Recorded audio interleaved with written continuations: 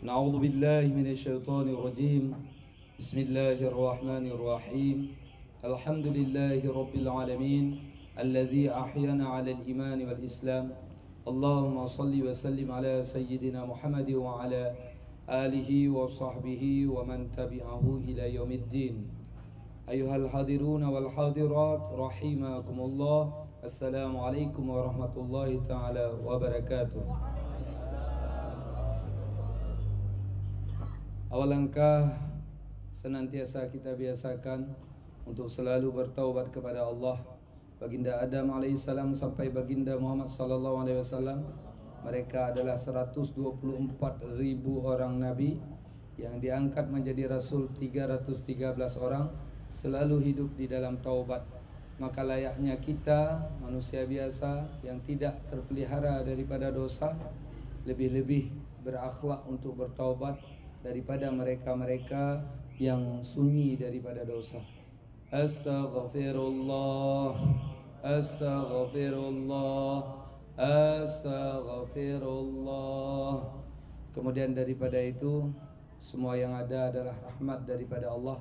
Maka perbanyak syukur kepada Allah. Dan menjadi ciri orang beriman, mereka banyak berzikir di dalam hidupnya. Sedangkan ciri orang munafik, mereka malas dalam mengingat Allah.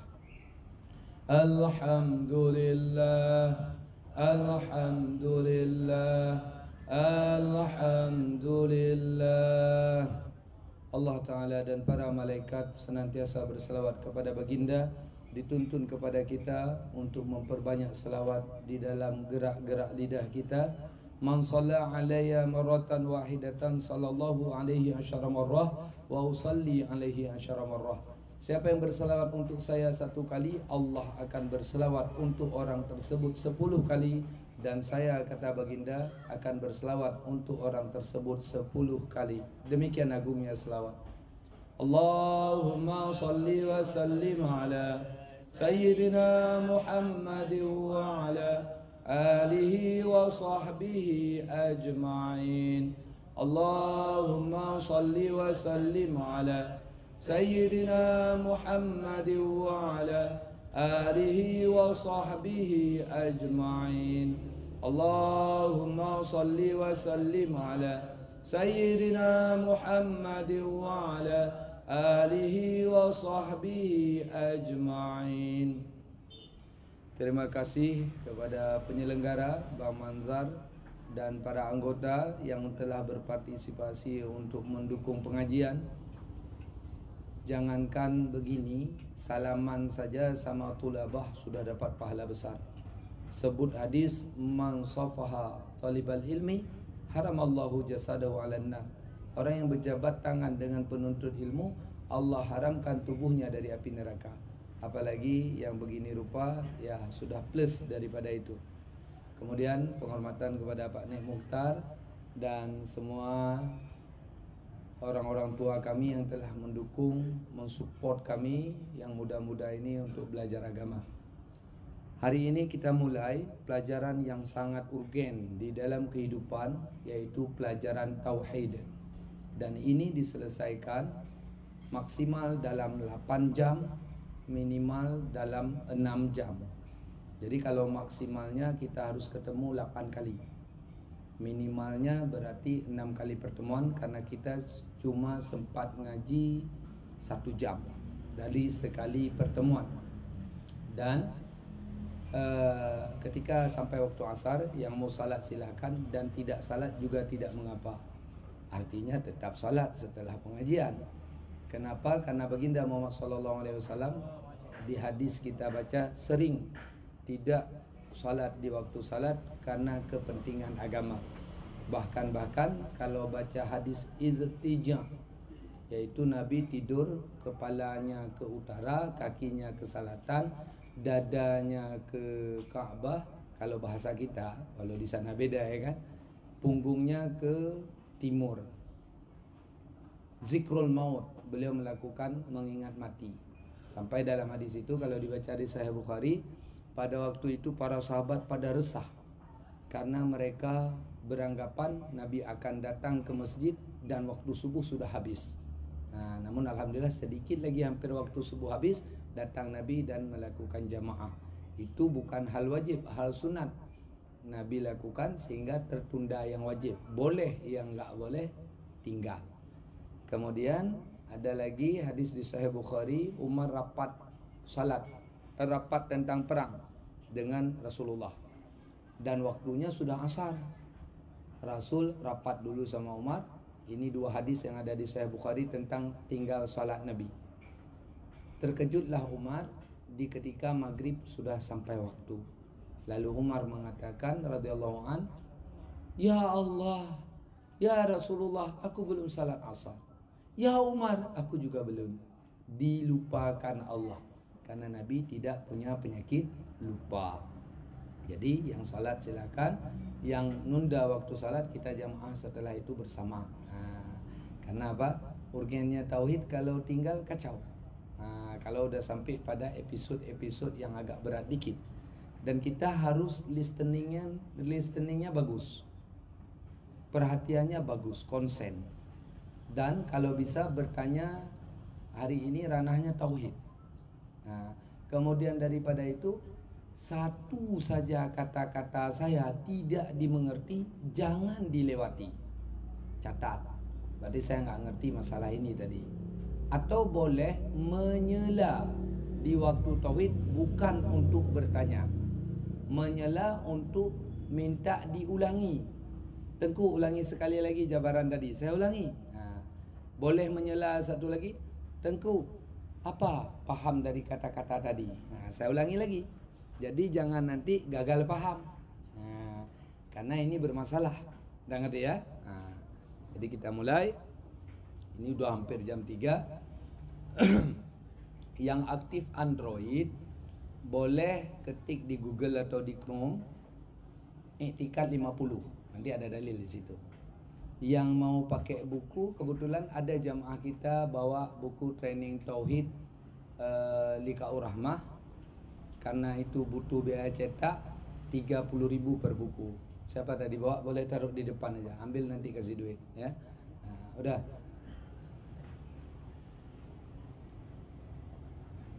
Yang enggak pakai buku di Android.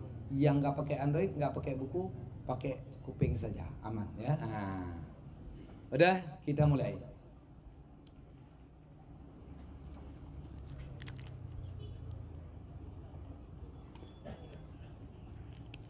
Dinamakan ilmu tauhid.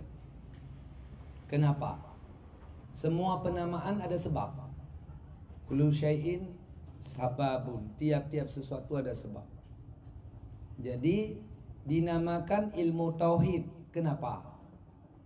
Karena dengan ilmu ini kita mencapai kepada mengesahkan Allah. Wala tusyrik billahi ahada. Jangan pernah kalian mensyarikatkan Allah sedikit pun. Dalam banyak ayat kita dapati haram dan bahkan murtad kalau terjadi syarikat pada Allah. Maka mesti bertauhid, mengesahkan Allah. Dinamakan ilmu ini ilmu tauhid karena dengan ini esa Allah. Kemudian ada juga dinamakan ilmu usuluddin. Usul artinya asal, din agama. Kalau di bahasa kita pondasi, pondamen. Jadi tanpa pondasi tidak akan bisa dibangun bangunan. Bisa itu Ustaz balai yang ada pondasi itu? Ada pondasi balai namanya ampak. Yang betul-betul gede itu ampak. Nggak ada ampak itu nggak bisa juga. Kemudian sebahagian ulama mengibaratkan usuluddin dengan istilah tanah. Karena pohon tumbuh di atas tanah. Tanpa tanah tak ada pohon. Pohonnya fiqih. Kemudian ilmu akhlak atau ilmu sufi itu dinamakan pagar. Karena ada tanah, ada pohon. Tanpa pagar dimakan kambing. Dinamakan ilmu tanah. Bukan di bahagian pertanian perkebunan ini. Dinamakan juga ilmu kalam. Nanti yang paling sulit kita mengerti di sifat kalam. Makanya dinamakan ilmu kalam. Karena yang paling, kalau kita yang ikut-ikut nyanyi, rapnya di situ. Ketika pemeran utamanya berkelahi sama bandit, di situ. Itu dinamakanlah ilmu kalam. Juga dinamakan ilmu ma'rifah. Karena dengan ini kita mengenal Allah. Juga dinamakan ilmu akidah atau ilmu iman. Kenapa? Karena dasar adanya amalan yang dinamakan Islam adalah keyakinan. Keyakinan bahasa Arabnya adalah iman atau akidah. Sehingga sampai estafet yakinnya 100% baru dikatakan iman. Jazmul qalbi, yakin hati arti iman.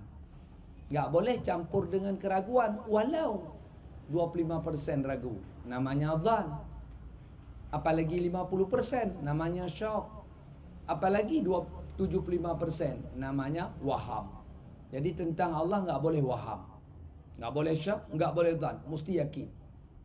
Karena banyak hal yang kita yakini karena sudah dimengerti. Saya rasa tidak ada saudara di sini yang ragu bahwa 1 tambah 1 2, enggak ada. Itu artinya ya yakin. Kalau hitungan kita mampu demikian, kenapa Allah enggak?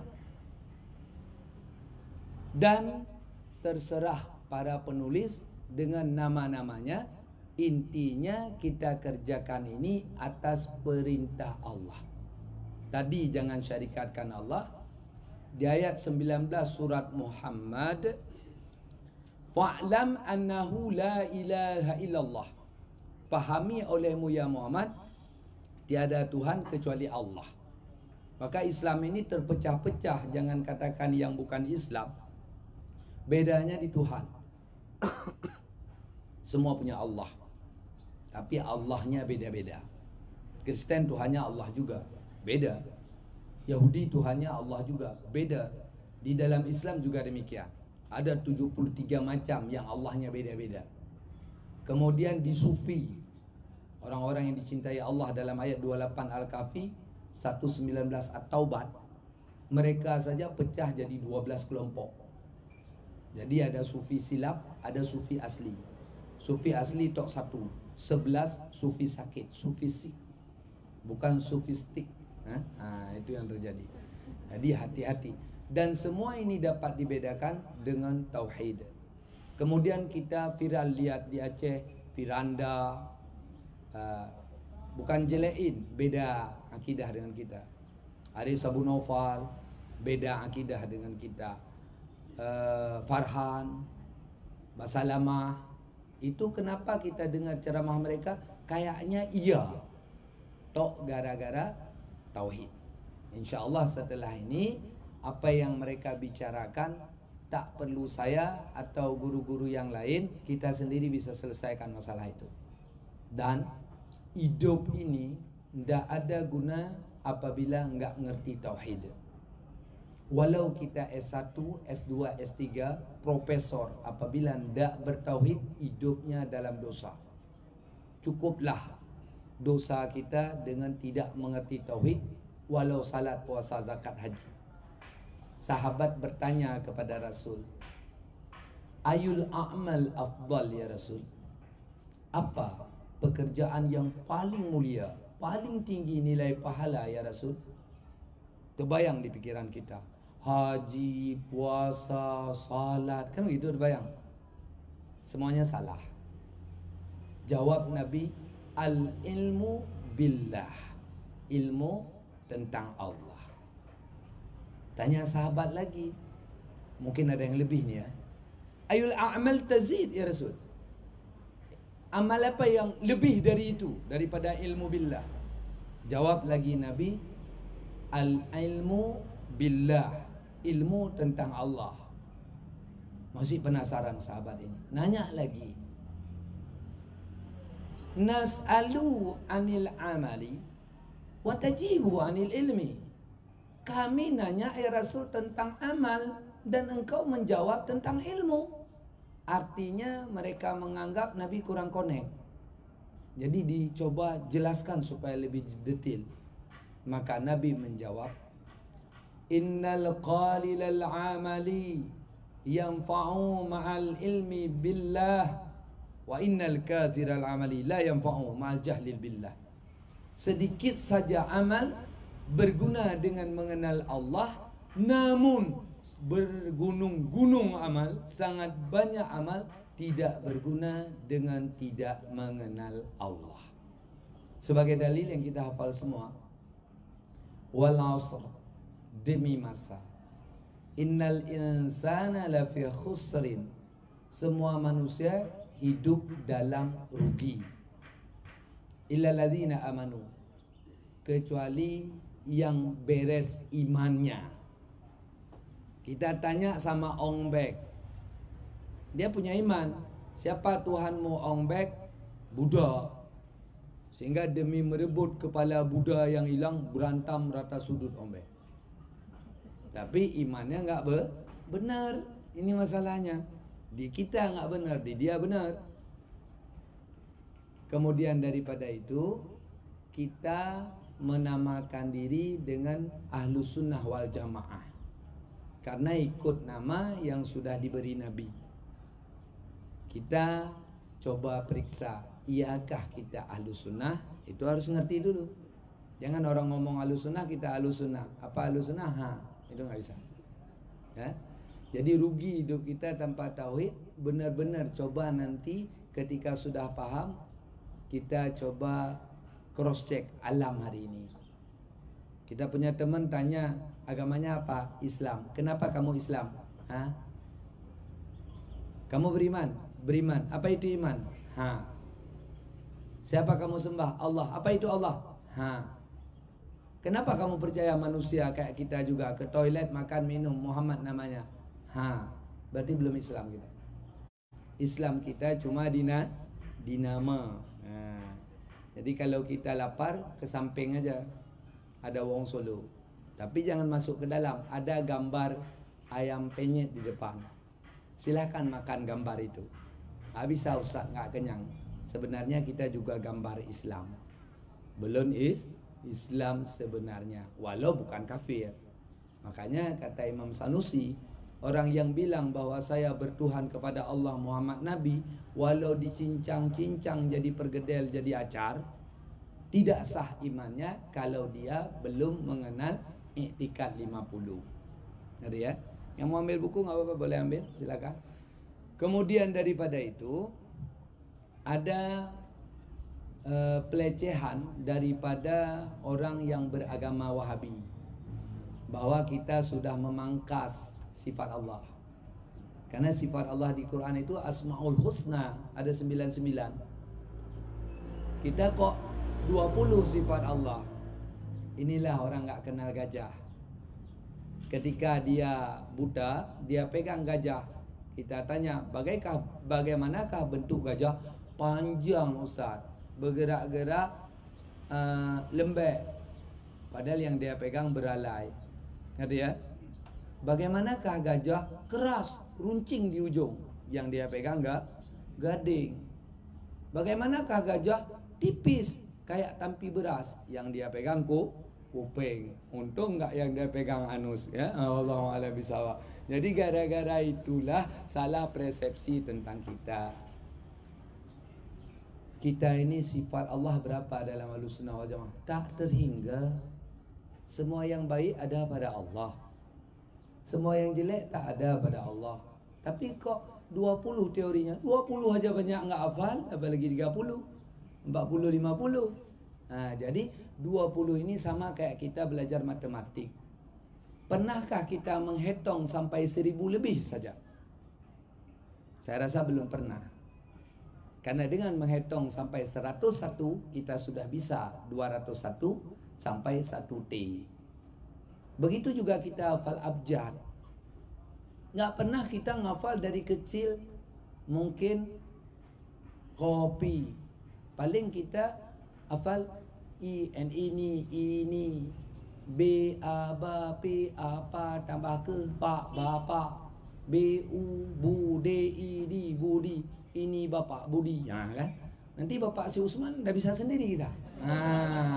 Jadi tak perlu semua hafal.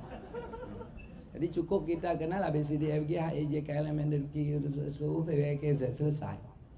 Lain bisa sendiri. Jadi mereka bingung ketika kita cuma hafal abjad. Bisakah dia membaca? Bisa. Malah yang nggak bisa sibuk sama Bu, Di. Nanti dia nggak bisa baca Ati. Padahal Budi adik si Ati kan gitu ya, gitulah umpamanya. Wallahu a'lam bisawab. Udah. Kemudian kita dinamakan dengan ahlu sunnah wal jamaah. Kira-kira benar nggak? Hari ini dengan keagungan ilmu, takaburnya ilmu, kita buktikan kita bisa menang dengan semua Wahabi, Syiah dan semuanya, bahwa kita lah ahlu sunnah wal jamaah. Dan adik-adik mampu jelaskan walau tidak dengar omongan saya setelah ini.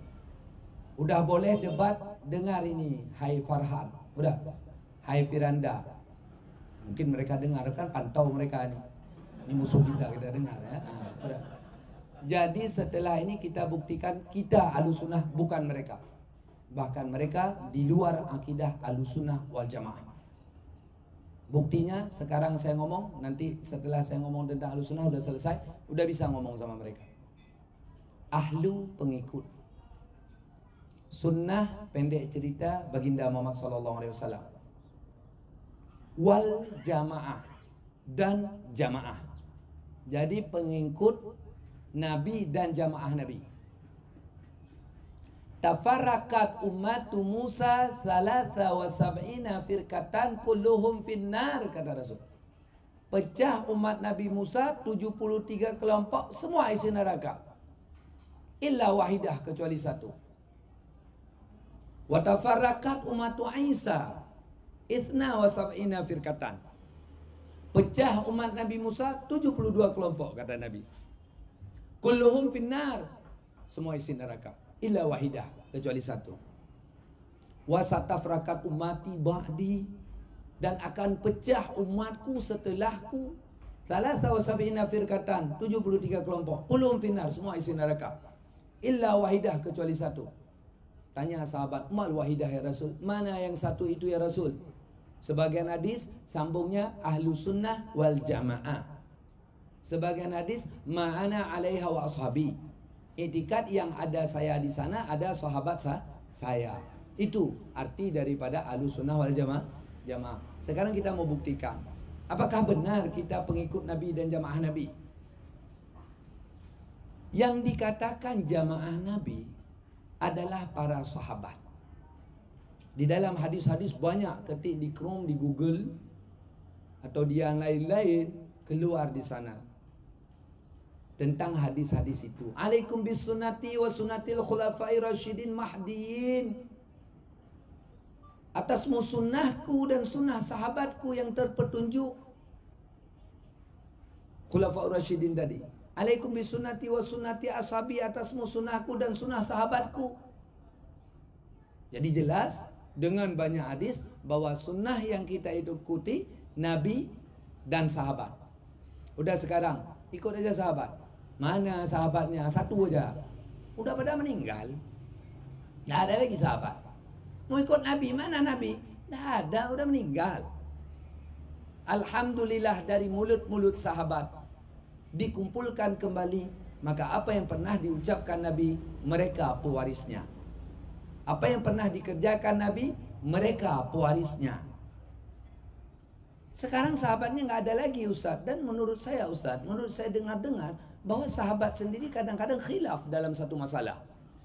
Tidak sama kali kayak Nabi waktu masih hidup beliau. Jadi gimana ini Ustaz?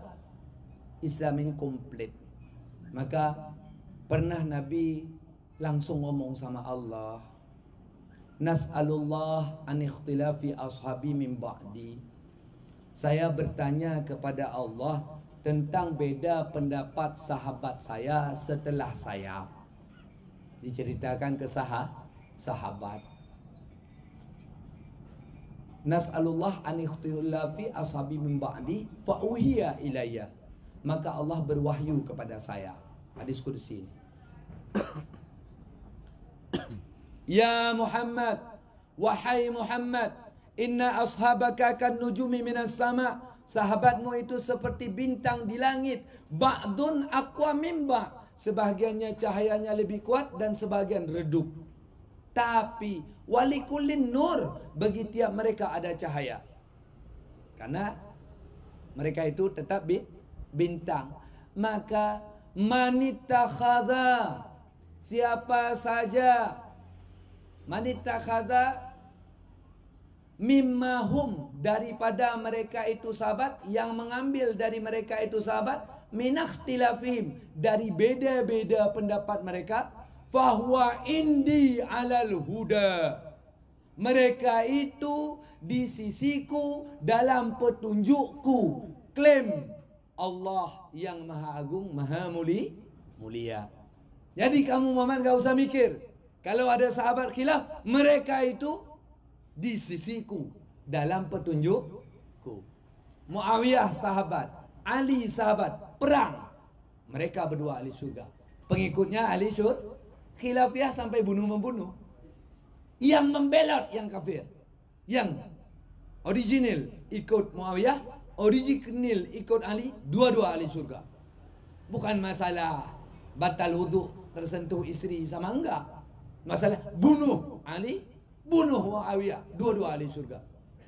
Kok Ustaz? Enggak ada kok. Claim out Allah. Kamu nanya kok, sebelum jauh kita belajar tinggal tanya kok saya orang. Jawab sendiri. Udah, jadi nggak ada kok. Pernah masih hidup sahabat yang tenar, Abu Bakar wa Umar. Nabi ceramah dalam keadaan kurang fit. Lebih kurang 2 minggu lagi baginda kemarin.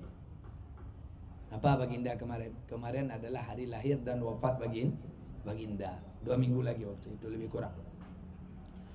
Khutbah panjang Rasul di Masjid Nabawi. Akhir beliau katakan, ittabi min ba'di Abu Bakar wa Umar wa ma atakum Ibnu Mas'ud. Ikut setelah aku Abu Bakar, Umar, dan apa yang disampaikan oleh Ibnu Mas'ud. Maka ijma muslim, kecuali musuh muslim, yaitu Ahmad bin Najad sampai ke Ayatullah Khomeini Syiah atau Rafidiyah, mereka membela Ali, menyalahkan yang lain. Ikut setelahku Abu Bakar dan Umar. Menyalahkan Abu Bakar dan Umar dalam Islam murtad. Menyalahkan Ali dan Utsman tidak murtad. Menyalahkan Muawiyah tidak murtad. Yang tidak boleh menyalahkan sahabat. Tapi kenapa kita bilang Ahmad bin Najad, Ayatullah Khomeini itu di luar Islam? Karena berani mereka katakan itu Aisyah lonte katanya. Dalam salat mereka doakan supaya Allah celakakan lonte-lonte itu, lalu disebutkan nama-nama para istri istri Rasulullah. Yang istri Rasulullah tok satu mereka, Khadijah radhiyallahu anha. Kita nggak mau. Semua itu mama kita. Karena semua itu dimuliakan Allah. Dalam Al-Ahzab mereka itu istri baginda. Maka karena Allah muliakan, di kita istri Nabi mulia. Tidak ada kejelekan pada istri Nabi. Kurun sahabat habis Ustaz. Mau ikut siapa lagi? Afdalul kuruni. Tsumma yalunahum. Sebaik-baik generasi saya. Kemudian yang mengiringinya. Kemudian yang mengiringinya. Diklaim oleh para mufassir dan muhaddisin, yang dimaksud hadis Nabi itu adalah abad 100, 200, 300. Yang dimaksud oleh hadis Nabi itu, sebahagian mufassir mengklaim yaitu sahabat tabi'in. Yang dikatakan sahabat definisinya orang ketemu Nabi dan beriman. Tabi'in, orang ketemu sahabat dan beriman. Sehingga Uwais Al-Qarni tidak tergolong sahabat. Padahal pernah datang ke rumah Nabi, pengen ketemu Nabi aulia Allah itu, 3 hari nunggu Nabi belum pulang. Sehingga beliau pulang ke rumah tidak ketemu dengan baginda. Kalau kita kan sedih, sakit hati ya kan. Padahal itu cara Allah menyempurnakan pahala. Rindu yang meledak, tapi tidak ketemu Nabi. Itulah kemuliaan. Dengan sabar pada rindu itu. Itu Uwais, orang yang terkenal di langit, tidak terkenal di bumi. Uwais Al-Qarni. Kemudian tabi'in. Tabi'in artinya pengikut. Tabi'in pengikut. Orang ketemu tabi'in dan beriman. Itu dikatakan tabi'in. Inilah pemahaman dari hadis Nabi ketika tak ada sahabat, ada kurun 100, 200, atau ada kurun tabi'in dan tabi'in. Kata Wahabi, marilah kita kembali kepada Quran dan hadis.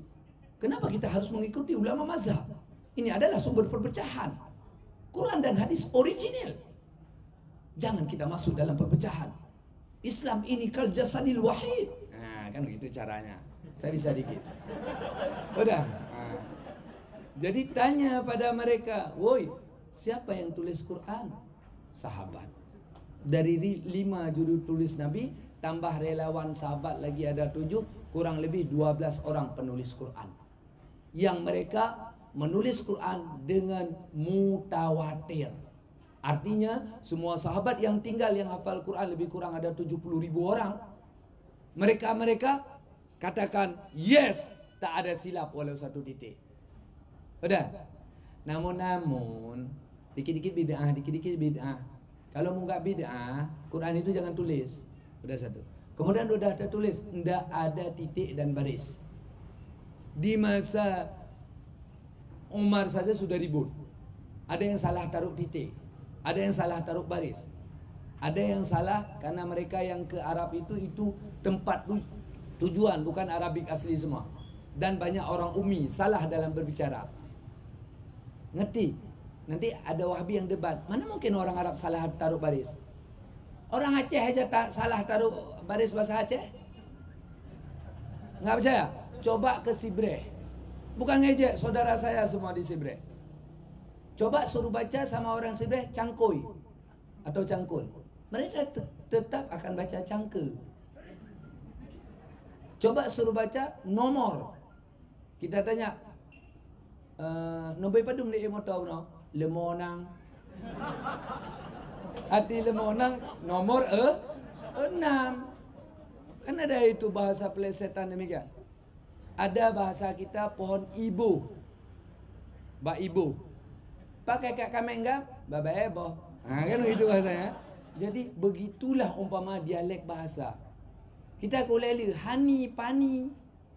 Kerape ne, sure ne, ya kan? Kita tanya ikan apa dapat? Kerapu. Ada bahasa uleli kerape ne, kan? Jadi Aceh aja beda baris. Apalagi Arab. Maka ditulis baris dan titik di masa Ali, Khalifah Ali radhiyallahu an. Udah. Jadi kita ini dikatakan Ahlussunnah wal Jamaah karena ikut sahabat. Quran ditulis oleh sahabat. Hadis tidak ditulis sahabat. Cuma sedikit yang ada di sahabat karena Nabi mengharamkan menulis hadis supaya nggak campur sama Quran. Di akhir hidup Nabi, setelah Quran sempurna baru ada perintah tulis hadis. Maka hadis itu direkrut oleh para tabi'in dari para sahabat. Dia nggak ketemu Nabi, lalu nanya, apa yang engkau tahu tentang Nabi? Apa yang pernah disampaikan Nabi? Qala Rasulullah sallallahu alaihi wasallam bla bla bla bla bla. Tulis mereka, hafal, tulis, hafal. Dari para penghafal, pemburu hadis itu. Ada yang pernah dengar omongan Nabi. Di mana tinggalnya? Di Berawi, lari ke Berawi. Ada lagi sahabat Nabi masih hidup, satu orang lagi. Beliau ikut perang ke sana. Kemana? Ke Semelu, lari ke Semelu. Begitu mereka buru hadis. Itulah para tabi'in dan tabi'in. Sehingga alhamdulillah mereka tabi'in dan tabi'in itu takut terhadap orang Kopi Nanggro. supaya jangan yang di Kopi Nanggro dan seluruh manusia ke depan buta hukum, maka mereka tulis hadis. Dan hukum yang sudah pernah terjadi di masa Nabi ditulis. Karena ada paham di sahabat, maka mereka pun ada sedikit beda-beda. Sebab beda-beda di sahabat, beda-beda mereka, maka jadilah mazhab yang terkenal 4. Maka di kitab Tauhid, di kitab Fiqh, ikut mazhab wajib. Karena itu jalur jadi Ahlussunnah wal Jamaah. Sehingga Imam Bukhari radhiyallahu an yang lahir di tahun 200-an, beliau pengikut mazhab Imam Syafi'i radhiyallahu an. Imam Muslim radhiyallahu an pengikut mazhab Maliki radhiyallahu an. Itu sama-sama masih kurun 300. Kemudian daripada itu Nasai, Ibnu Majah, Turmizi, Hakim dan umum perawi hadis pengikut mazhab Imam Syafi'i. Mereka bilang kami adalah pengikut Quran dan hadis, pengikut Albani yang mati tahun 1999. Adakah Albani itu sahabat? Adakah Albani itu tabi'in? Adakah Albani itu tabi'in? Jadi kalau mereka kasih nama diri salafi, salah. Mereka harus katakan Islam zaman now, karena mereka mengikut ulama zaman now. Maka tanya pada mereka ketika ngomong, kembalilah kepada Quran dan hadis. Di sana, Anda percaya Imam Bukhari? Percaya. Imam Bukhari ngikut siapa? Oh, beliau pengikut Imam Syafi'i. Kamu siapa? Kalau kamu yang baca hadis Imam Bukhari ngomong demikian, secara tidak langsung kamu telah menyalahkan Imam Syafi'i. Jadi tidak ada demikian. Imam Syafi'i, kita baca biografi Imam Syafi'i, gaya belajarnya is the best. Imam Maliki is the best. Imam Bukhari is the best. Albani toke jam. Nggak percaya ketik. Ibu-ibu nggak percaya ketik. Nggak pernah belajar agama. Cuma karena dia orang Arab, baca buku Arab yaitu kitab, sambil jualan jam, dia kritisi. Banyak hadis Imam Bukhari adalah salah. Lahir kapan dia? Matinya kemarin. Dia kritisi nenek moyang. Itu persis kayak saya misalnya hidung agak pesek, saya kritisi mama saja salah. Dulu mama saya bilang bahwa beliau pernah dilamar yang sekarang Pak Camat di kecamatan kami.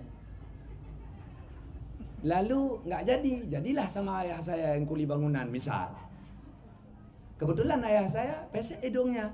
Maka saya ketika duduk lihat cermin pesek, saya ngomong sama ibu saya, Mak, kenapa ya Mama nggak jadi sama Pak Camat dulu? Kalau jadi sama Pak Camat, insya Allah saya hidungnya panjang. Dan saya sekarang anak camat, bukan anak kuli. Untung ada ayah itu, kamu ada. Kalau enggak, kamu enggak ada. Beginilah, setelah dia lahir, dia maki nenek moyang. Inilah akidah Wahabi. Yang sekarang siklusnya banyak di Rumah Sakit Zainal Abidin. Dan di tempat-tempat lain. Mabes Lam Penerut Cetgu Komplek Cempaka. Dan saya nggak ngerti itu apakah dilindungi atau tidak. Dan pembunuh para ulama dunia mereka yang dinamakan dengan ISIS. Saya nggak kenal adik-adik. Adik-adik tahu diri sendirilah. Pernah yang udah dididik sama titik alat negara untuk dikirim ke Yaman. Siapa yang didik? Alat negara. Pernah yang dididik oleh alat negara dikirim ke Sulawesi. Siapa yang mereka intikan perang? Asy-Syafi'iyah, Al-Malikiyah, Al-Hambaliyah, mereka semua. Pernah. Ini anak kita kalau kita periksa ada yang udah ikut pendidikan itu. Ada yang udah dididik di Sulawesi. Kita ini adalah khawarij. Kita ini adalah apalah istilah mereka? Pokoknya halal darah. Mereka-mereka yang ke kuburan. Mereka-mereka yang Hindustan. Begitu mereka bilang. Kalau mereka bilang untuk saya Hindustan, saya bilang ke mereka Power Rangers. Kenapa? Karena mereka udah sama robot. Imam Syafi'i belum ada robot masa itu. Ngerti ya? Wallahu alam bisawab. Sekarang tinggal cross check. Benarkah mereka salafi? Kalau ikutannya Albani? Benarkah mereka salafi? Kalau ikutannya Bimbas? Apakah mereka atau kita yang salafi? Yang ikut Imam Syafi'i? Yang Imam Syafi'i diikuti Imam Bukhari? Namun sesama kita, Islam itu bersatu dalam berbeda. Kalau mau satukan Islam dalam satu, tidak mungkin. Tidak mau. Kata Allah, ayat berapa? 33. Ibitu Al-Baqarah. Turun kamu ya Adam. Ba'duhum li ba'din adu. Sebahagian dari sebagian akan bermusuhan dengan sebahagian. Kita bilang, mari kita satukan Islam. Mimpi. Karena ingin menguburkan Quran itu mimpi. Tetap berbeda. Tapi perbedaan dalam satu akidah itu saudara. Ada saudara kita, dia pelihara anjing, tapi ia adalah mazhab Imam Hanafi. Mereka saudara kita. Ada saudara kita sudah punya anak, waktu nikah walinya anaknya sendiri. Tetap nikah itu sah karena beliau bermazhab Maliki. Di mazhab kita nggak boleh anak jadi wali nikah. Di mereka boleh. Itu saudara kita.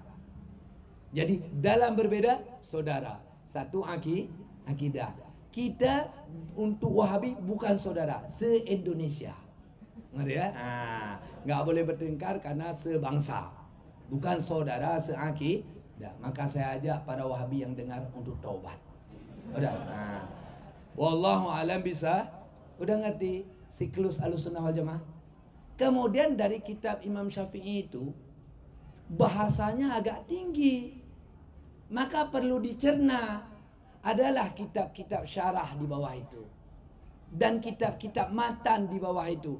Yang mereka ngomong kalam Imam Syafi'i semua. Kita kalau nggak ngerti, kalau kita nggak ngerti bahasa orang tua kan sulit. Kita salah ngerti. Lagi naik mangga kita dikatakan oleh nenek, "Kae aju." Naik lagi kita. Maka ini yang perlu dicerna. Kadang mama kita udah ABCD sama ayah. Kode udah lama ketemu. Kita pun pengen ketemu ayah. Ayah baru pulang dari Malaysia. Dibilang ayah sama mama, "Yuk gabung." Kita pikir, gabung di mana ya? Padahal nggak masuk kita di situ. Itu mereka mau gabung dua ya. Begitulah. Karena bahasa para guru itu agak tinggi, maka dihaluskan oleh para ulama-ulama, dan ulama-ulama pengikut-pengikut itu masuk dalam kata-kata wal jamaah juga. Maka inilah namanya ilmu bersanad. Saya ambil dari si B dari si C, D, E, F, G, H, I, J, K, L, M, N, O, P, Q, R, S, T, U, V, W, X, Z. Habis. Betul saya ngomong tadi, tapi terlalu cepat, ngerti ya? Kalau nggak percaya saya baca jujur ya. A, B, C, D, E, F, G, H, I, J, K, L, M, N, O, P, Q, R, S, T, U, V, W, X, Z. Lengkap kan? Udah. Jadi sampai ke Z-nya Nabi Muhammad SAW. Jadi kita nggak usah ragu. Kalau ada Wahabi yang ragu, nggak usah debat lah sama saya. Saya gini aja, mubahalah aja. Dibilang Padang kita mau mubahalah.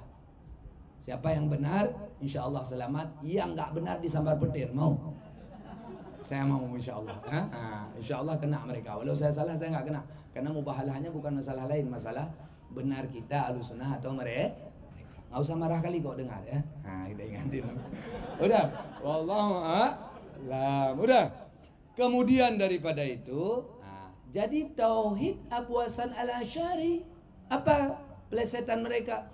Kalau kita harus bertauhid dengan tauhid Abu Hasan Al-Asy'ari, maka Imam Syafi'i tauhidnya apa? Imam Maliki tauhidnya apa? Kan sering pertanyaan itu dengar. Gimana cara jawabnya? Sangat mudah. Setengah menit. Tanya balik kepada mereka. Kalau kita mengikuti hadis Imam Bukhari, Imam Muslim, tanya pada mereka, Nabi Muhammad hadisnya apa? Kenapa kita harus ikut hadis Imam Bukhari?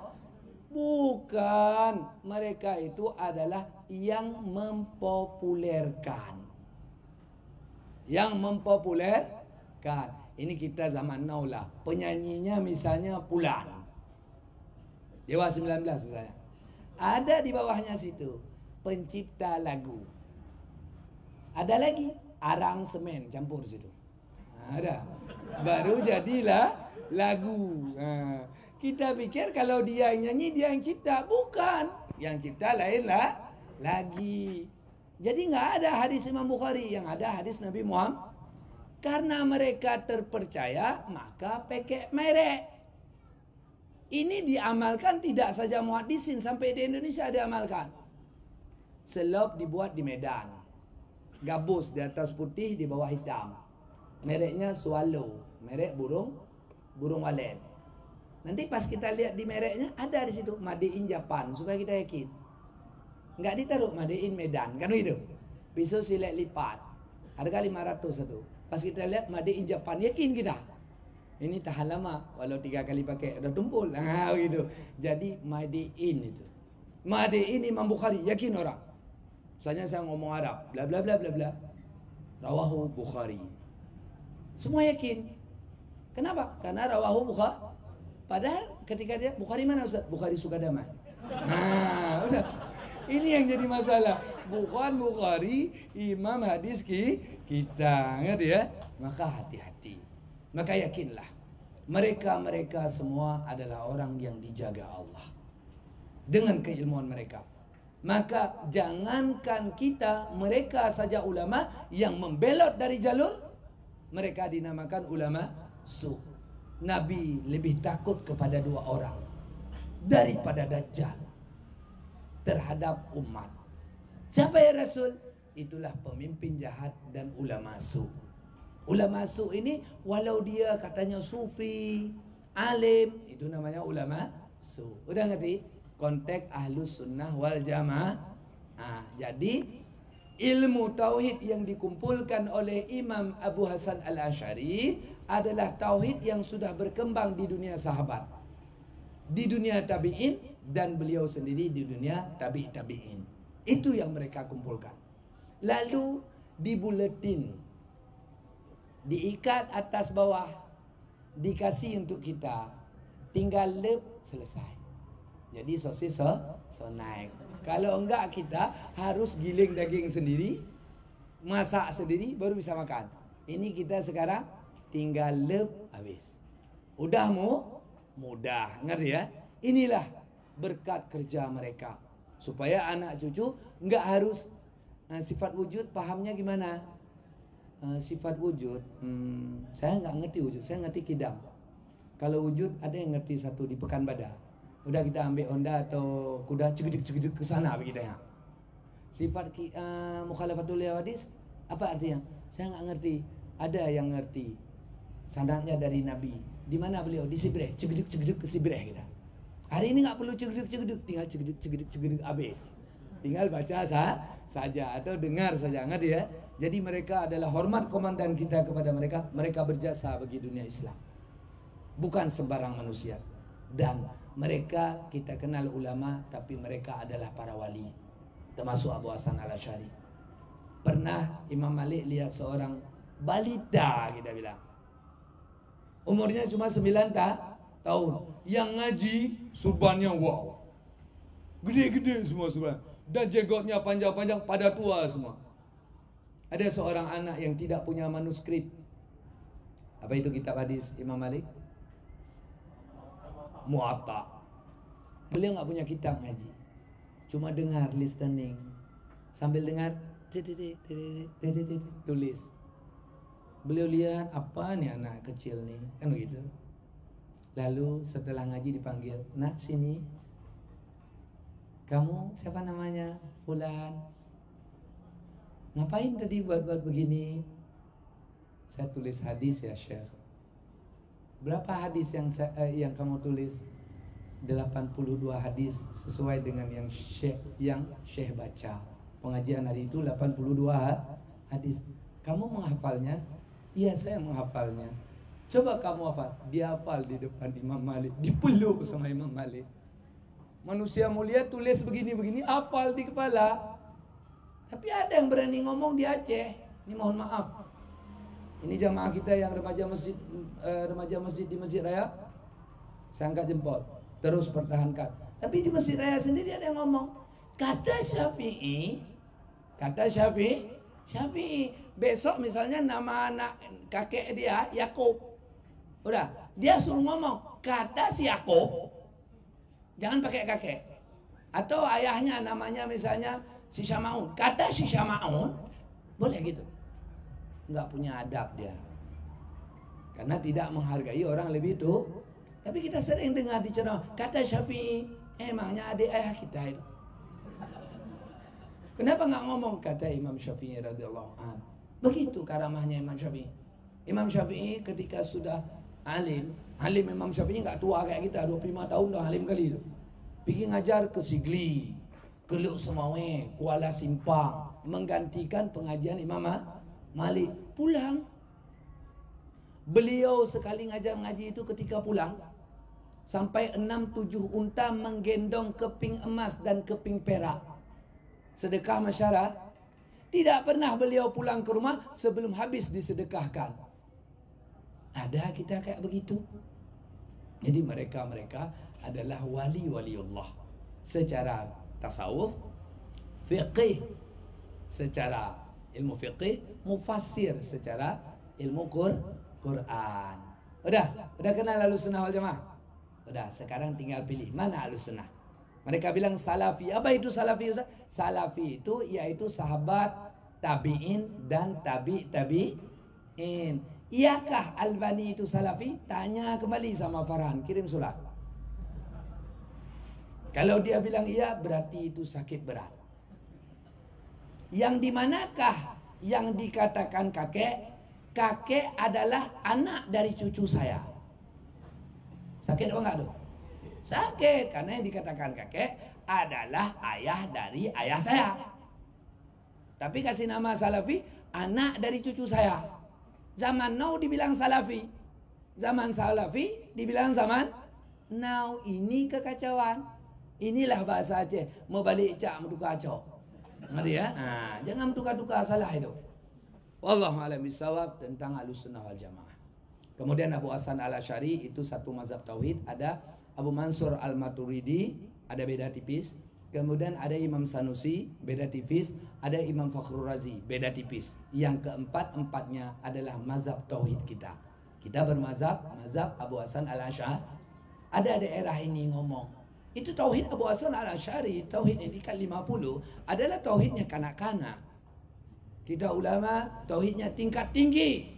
Tasawuf tauhid tingkat tinggi. Ketika kita adanya tingkat TK aja nggak ada dia. Gimana mau tingkat tinggi? Ini yang terjadi. Jadi kita jangan takut sama bahasa. Pas lihat gede nih dijual. Kita bayangkan wall gede ini aja 5.000 yang paling murah. Ini gede nih. Tanya dulu, lihat dulu. Itu nggak mahal dan nggak besar karena itu kembang gula, tinggal dipenyetin kecil. Ngerti ya? Jadi kembang gula itu bentuknya gede. Isinya dikit. Alhamdulillah kita emas. Walau dikit, bawa ke kecil limit, ting, 1 juta ini. Nah, ngerti ya? Jadi jangan ada orang kasih nampak gede, lalu takut kita. Slow. Ya? Nah, udah. Wallahu a'lam bishawab. Udah masuk pada hukum. Apa itu hukum? Hukum adalah alat untuk membuktikan sesuatu itu benar atau salah. Prip. Berhenti Pak.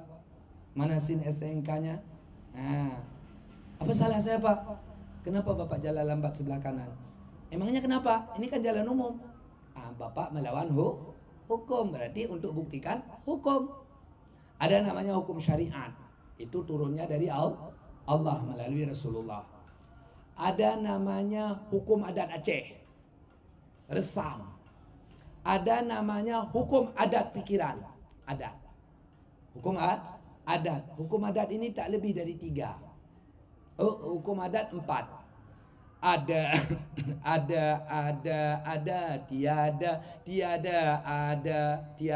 tiada. Makan ada, kenyang, enggak makan, enggak kenyang, kan gitu. Itu hukum sebab akibat namanya. Ada namanya hukum akal. Sekarang di sini ada orang, wajib. Sekarang di sini kosong, mustahil. Nanti di sini kosong, bisa jadi. Bisa aja jadi. Itu namanya hukum Jadi alat ukur kepada ilmu tauhid adalah hukum akal. dengan landasan Quran dan hadis.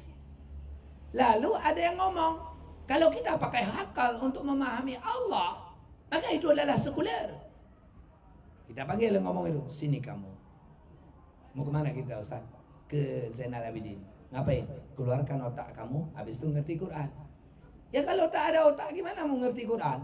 Jadi otak ini sarana untuk memahami Quran. Tapi apabila otak kita menentang dengan Quran dan hadis, maka itu salah. Jadi memahami Quran dan hadis dengan pikiran. Masuk ke not wujud pun. Karena bentar lagi udah azan. Kita start wujud ke depan nanti. Ya. Nah, cuma saya katakan tadi contoh kepala menentang dengan Quran. Allah itu esa, udah pernah saya sampaikan. Ngerti esa, semua jawab esa. Yang kita pahami tetap salah. Karena esa di kepala kita tetap ada ruang. Sedangkan Allah tidak ada ruang dan waktu. Beliau pencipta ruang. Bagaimana memahami satu tanpa ruang dan waktu? Mampu? Tidak. Itulah guna pikiran. Ketika tak sampai pikiran, itu baru dikatakan iman. Itulah yang dikatakan yu'minuna bil ghaib, meyakini hal yang tidak dimengerti. Nah, nanti akan sampai kita ke situ. Mandek pikiran, udah benar nanti. Makanya tauhid itu tak mungkin dimengerti setelah dimengerti. Nah, walau setelah dimengerti kita ngerti, tapi nggak ngerti. Maka kalau nggak ngerti udah ngerti. Nanti jalan satu lagi nanti nggak usah belajar. Maka selalu ngerti. Contoh satu lagi saya kasih. Allah itu tak punya awal, tidak. Kalau ada awal bukan Tuhan. Udah. Misalnya suatu hari lahirlah Allah. Sebelumnya siapa? Bukan Tuhan. Karena ada Tuhan tak pernah tiada, selalu ada. Nggak ngerti Ustaz. Itu berarti udah ngerti. Nah, kalau udah nggak ngerti, ngerti. Karena Tuhan pernah tiada, bukan Tuhan. Ngerti? Ngerti namanya itu. Bukan ngerti? Nggak ngerti. Ngerti. Nggak ngerti setelah mengerti, itulah ngerti. Kalau masih ngerti, tidak mengerti. Suatu belum ngerti. Dulu semua tiada. Dan Tuhan pun belum ada. Kemudian adalah Tuhan. Nggak ngerti lagi. Yang benar, dulu semua tiada. Yang ada cuma Allah. Kok bisa ada? Nggak ada kok. Nggak ngerti Ustaz? Nggak ngerti, udah ngerti. Ngerti ya? Nah, nggak ada yang jawab berarti. Berarti udah ngerti semua ini. Nah, ngerti Ibu? Kalau ada awal bagi Tuhan, bukan tuh. Pada suatu hari ada beliau. Sebelumnya nggak ada. Berarti Tuhan beliau tiada. Bahkan ruang dan waktu tak pernah ada.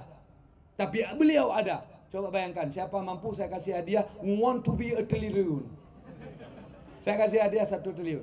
Coba mengerti bahwa semua tiada, yang ada Allah. Bagaimana ada tanpa ruang? Coba mikirkan, nggak usah Tuhannya. Nggak ada ruang aja gimana? Coba bisa bayangkan. Tunjuk tangan satu orang. Saya Alsa. Gimana? Hitam ruang. Hitam semua, ruang kan? Kita nggak ada ruang aja nggak sanggup pikir. Apalagi mau mikir Allah. Nah itu nggak ngerti, udah ngerti itu namanya. Ngerti? Nggak ngerti lagi ya kan? Nah begitulah keadaannya. Wallahu a'lam bishawab. Habis ini kita masuk pada sesi tanya jawab. Dan boleh apa saja. Kalau bisa nanyanya tauhid. Walau frontal, Hinduisme, Buddhisme, tak masalah. Nah, nanti kalau orang nanya kita bisa jawab. Ya, silakan kita tunggu habis waktu azan. Silakan bertanya kalau bisa ke tauhidah. Oh, saya mau tanya, punya Wahabi, nanti dipikir saya Wahabi Ustaz. Enggak masalah, itu orang pikir. Asal kita bukan, ngerti ya? Atau saya memang Wahabi Ustaz. Enggak masalah juga. Enggak masalah. Wahabi juga saudara kita doakan mereka beriman. Ngerti ya? Nah, jadi boleh tanya apa saja. Tapi lebih mulia masalah tauhid dan boleh nanya masalah lain. Silakan. Kita tunggu azan dulu ya. Udah. Atau ada panitia yang detek dulu 5 yang bertanya, dihubungi dulu, nanti nggak susah lagi. Ibu-ibu yang mau nulis terus pertanyaan.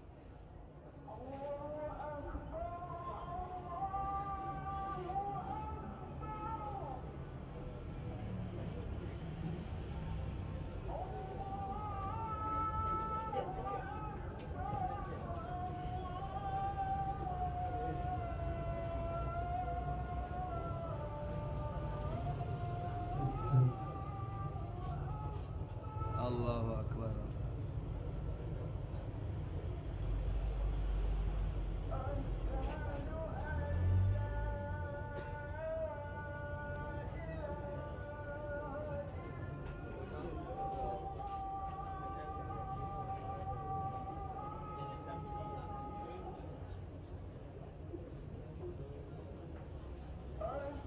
Ibu-ibu mau bubur, kopi silakan minta.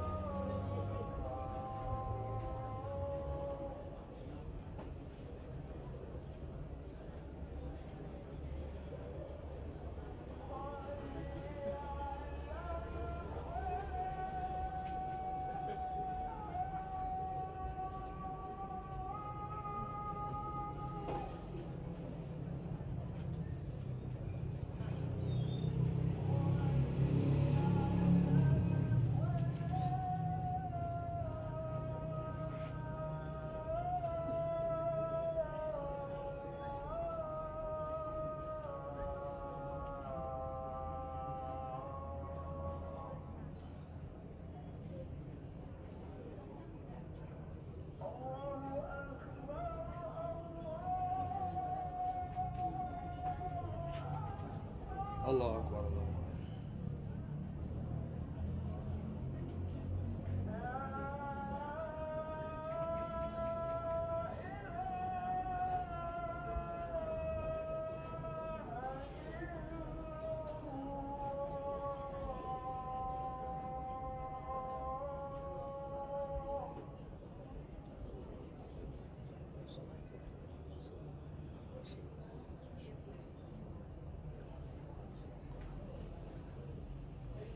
Sebelum saya jawab pertanyaan, saya ucapkan terima kasih kepada semua yang telah hadir di Kenduri Maulid kemarin di dayah atau pesantren milik Muslim. Cuma sekarang dipapah oleh kami Liqaur Rahmah. Jadi itu bukan tempat kami, tapi tempat bagi semua Muslim. Jadi yang semua hadir, yang mau hadir ke sana silakan, dan semua dihitung sebagai jemaah. Jadi di sana kami nggak ada sodron soldun ya. Dan saya telah wakaf itu semua adalah milik Allah. Di ketika saya kembali kepada Allah, maka siapa yang memimpin, siapa yang cocok, tidak ada waris untuk pesantren tersebut. Kemudian daripada itu juga saya lihat ada jamaah Kopi Nanggro yang bekerja membantu. Saya ucapkan terima kasih juga yang amat sangat. Juga ada yang dukung dana, juga saya ucapkan terima kasih yang amat sangat. Tapi terakhir saya ucapkan mohon maaf yang amat sangat, dikarenakan suasananya ya yang datang udah ngerti seperti kemarin. Di kita mau menit keadaan seperti kemarin nggak mungkin, karena kebetulan jamaah rame, DSB nggak mampu dijelaskan ya. Udah kembali kepada jamaah yang mau bertanya silakan. Siapa pertama ya? Assalamualaikum warahmatullahi wabarakatuh. Waalaikumsalam warahmatullahi wabarakatuh. Assalamualaikum, dan saya ingin tanya, kita tidak mengerti bagaimana zat Allah, karena Allah ada sebab ruang dan waktu ada.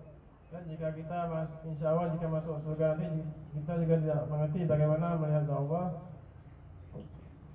Yang ingin saya tanyakan adalah apakah Allah bisa membuat kita mengerti ketika insya Allah kita masuk surga nanti kita ya.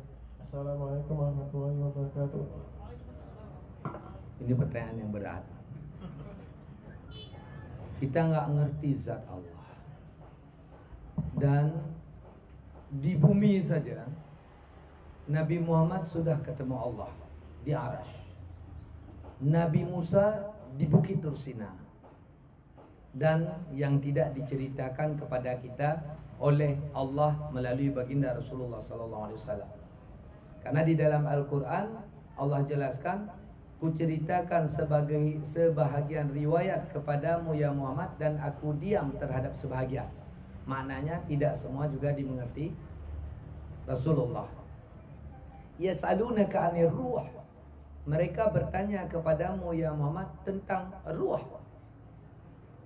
Qul ruha min amri rabbi. Katakan bahwa ruh itu urusan Allah. Tidak saya mengerti ruh kecuali sedikit. Sebut ayat. Jadi jangankan masalah Allah Ta'ala, masalah ruh saja tidak diberi ilmu oleh Allah kepada Nabi Muhammad SAW. Sebut di dalam Al-Quranul Karim. Kemudian ini kan ada bumi, ada ruang, sampai di mana kita pun nggak tahu di mana akhirnya. Dan kita mikirkan alam semesta ini di mana akhir, nggak mampu mikir. Coba semua sekarang saya kasih satu pesawat, bebas minyak, bebas hancur pesawat itu. Ini sudah saya hadiah satu seorang. Benar ini. Nama pesawatnya pesawat analisa. Coba terbang dan tancapkan bendera yang saya berikan satu seorang di akhir alam semesta. Mampu? Coba terbang tinggi terus. Tidak akan mampu ya. Batas alam saja tidak mampu kita pahami. Kemudian kadang ada galaksi lain Tengku, di nggak ngerti Tengku. Bisa kadang, tapi kita salah ketika menjawab hal yang tidak dimengerti. Jadi pertanyaan sekarang kita nggak ngerti Allah. Nabi Muhammad yang udah lihat nggak ngerti. Di kitab Tauhid semua dijelaskan bahwa kita juga nanti di akhirat nggak ngerti Allah. Bahkan Nabi tidak mengerti bagaimana Allah di dalam kitab Tauhid. Lalu pertanyaannya, nanti di akhirat mungkinkah Allah buat kita mengerti tentang Allah? Maka jawabannya tidak mengerti. Mungkinkah Allah membuat? Tidak. Seperti pertanyaan begini, kita sekarang bercerai dari Allah.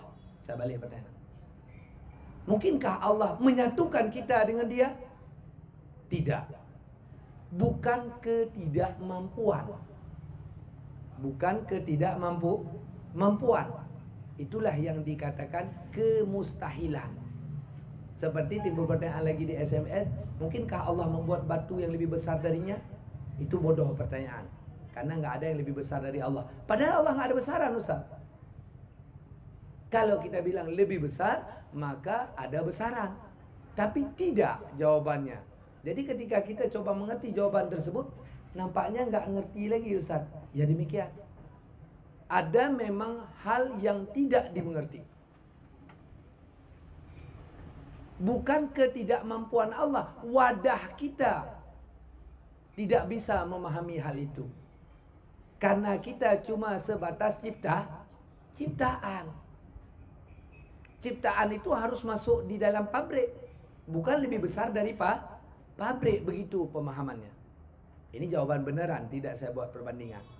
Jadi mungkinkah Allah membuat kita ini mengerti tentang zat Allah? Tidak, secara dalil yang ada.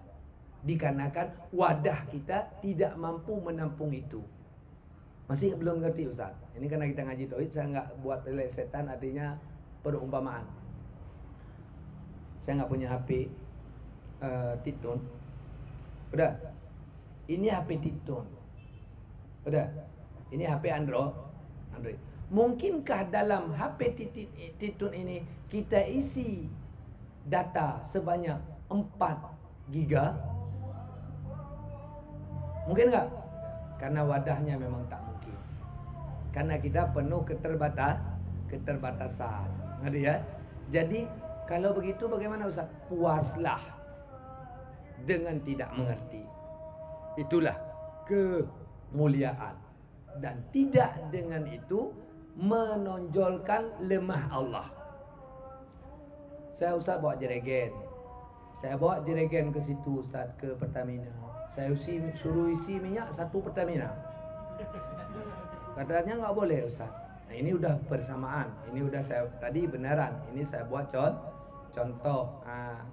Kenapa nggak muat? Karena wadahnya nggak mampu.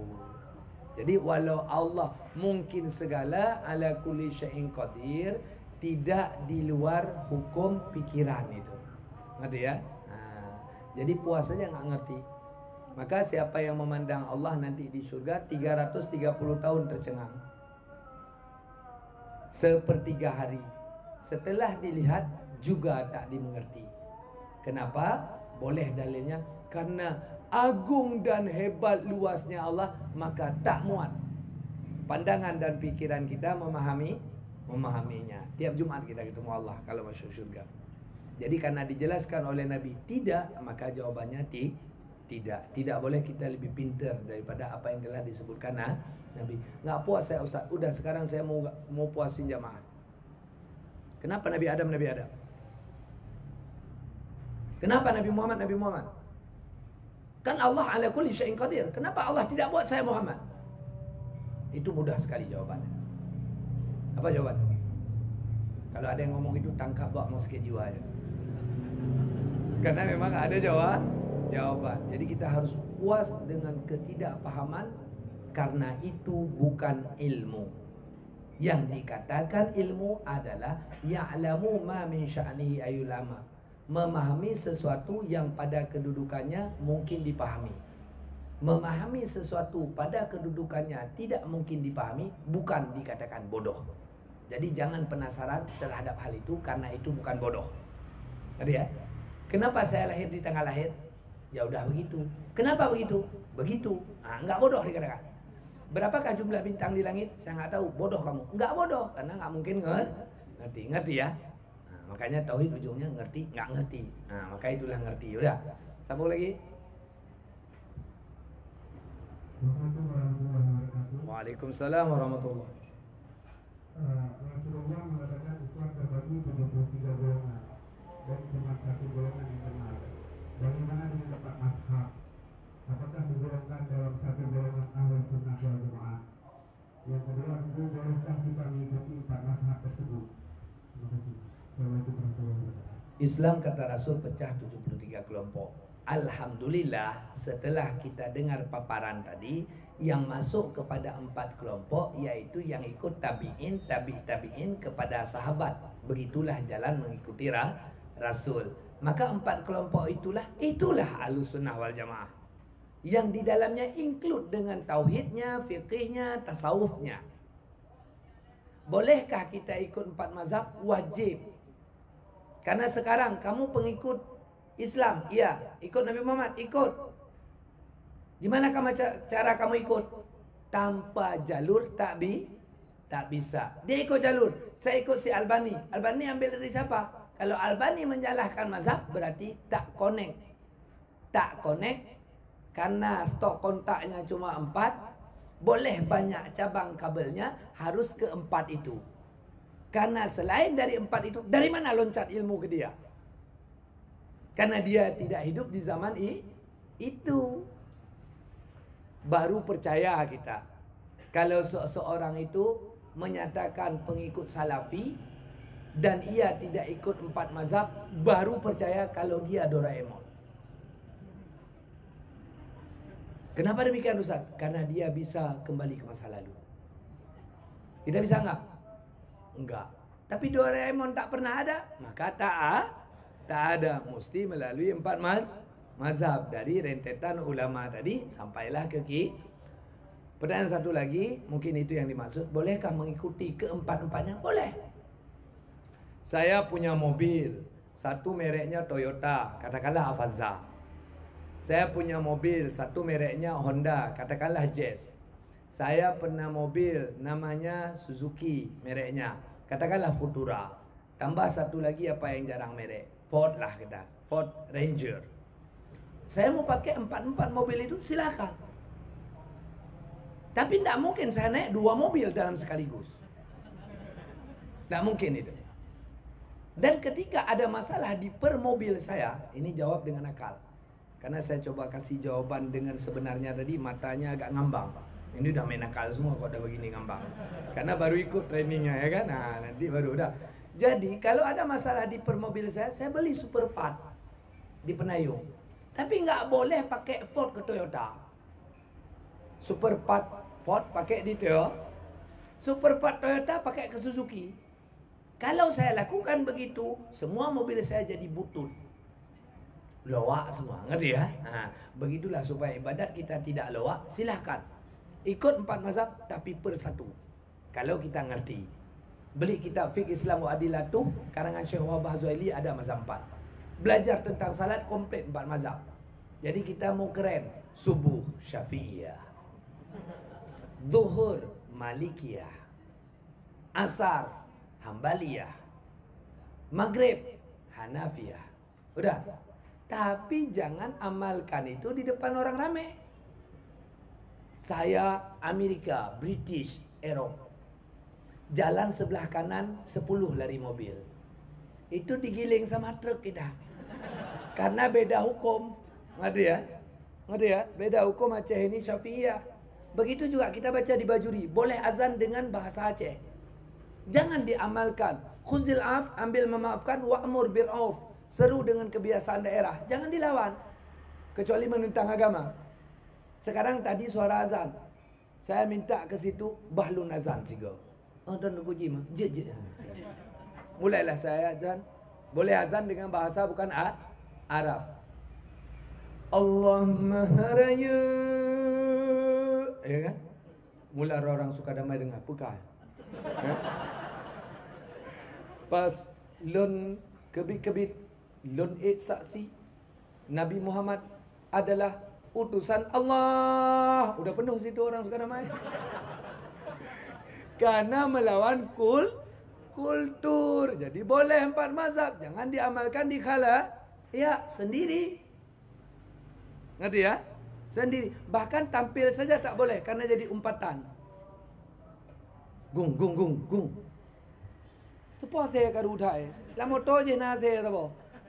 Betul ada mau anjing misalnya dalam satu mobil, ribut lagi kita ngaji. Maka saya bertanya, siapa jamaah yang bawa anjing tadi? Seorang jamaah nunjuk, "Lun dengko." Saya. Anda mazhab apa? Saya mazhab Hanafi. Mazhab Hanafi boleh peliharaan anjing, tapi jangan bawa ke sini lah mengganggu. Udah, beliau mazhab Hanafi. Kebetulan Tengku Deni diajaklah orang ni, "Yuk pulang sama-sama." Berani naik mobil beliau? Enggak, karena beda kebiasaan. Jadi boleh amalkan 4 mazhab, jangan dan jangan dipraktekkan di depan orang ramai. Kayak kata si Farhan misalnya, tai kucing itu halal. Coba suruh makan sama dia, mau dia? Enggak. Kemudian aurat di mazhab Maliki, aurat itu depan dan belakang. Wahabi ngomong pendapat itu. Saya baru ngakui mereka benar ngomong, mereka besok jalan pakai kolor di jalan. Berani? Enggak, jadi tidak karena kita ngerti diamalkan. Kalau mau amalkan ya pribadi. Saya berkeyakinan menurut mazhab Imam Malik, aurat itu hasyafaten, depan belakang. Pakai kolor di rumah kayak byword kita. Boleh. Gitu ya? Anggap aja di pantai. Udah. Yang lain. Silakan. Assalamualaikum warahmatullahi wabarakatuh. Waalaikumsalam warahmatullahi. Saya pernah membaca masalah tauhidnya Wahabi, ideologi tauhid. Di situ mereka membaginya tauhid itu bagi 3, tauhid rububiyah, tauhid uluhiyah, tauhid asma wa sifat. Sekilas kalau kita baca dan kita lihat penjelasannya seperti benar gitu. Rububiyah pengakuan bahwa Allah sebagai satunya kita, kemudian rububiyah wewenang Allah untuk diesakan, asma wa sifat, menetapkan apa yang telah ditetapkan oleh Allah dan Rasul sallallahu alaihi wasallam. Di teologi tauhidnya orang Wahabi ini bagian mana yang bisa kita yang salah itu dari pemahaman kita?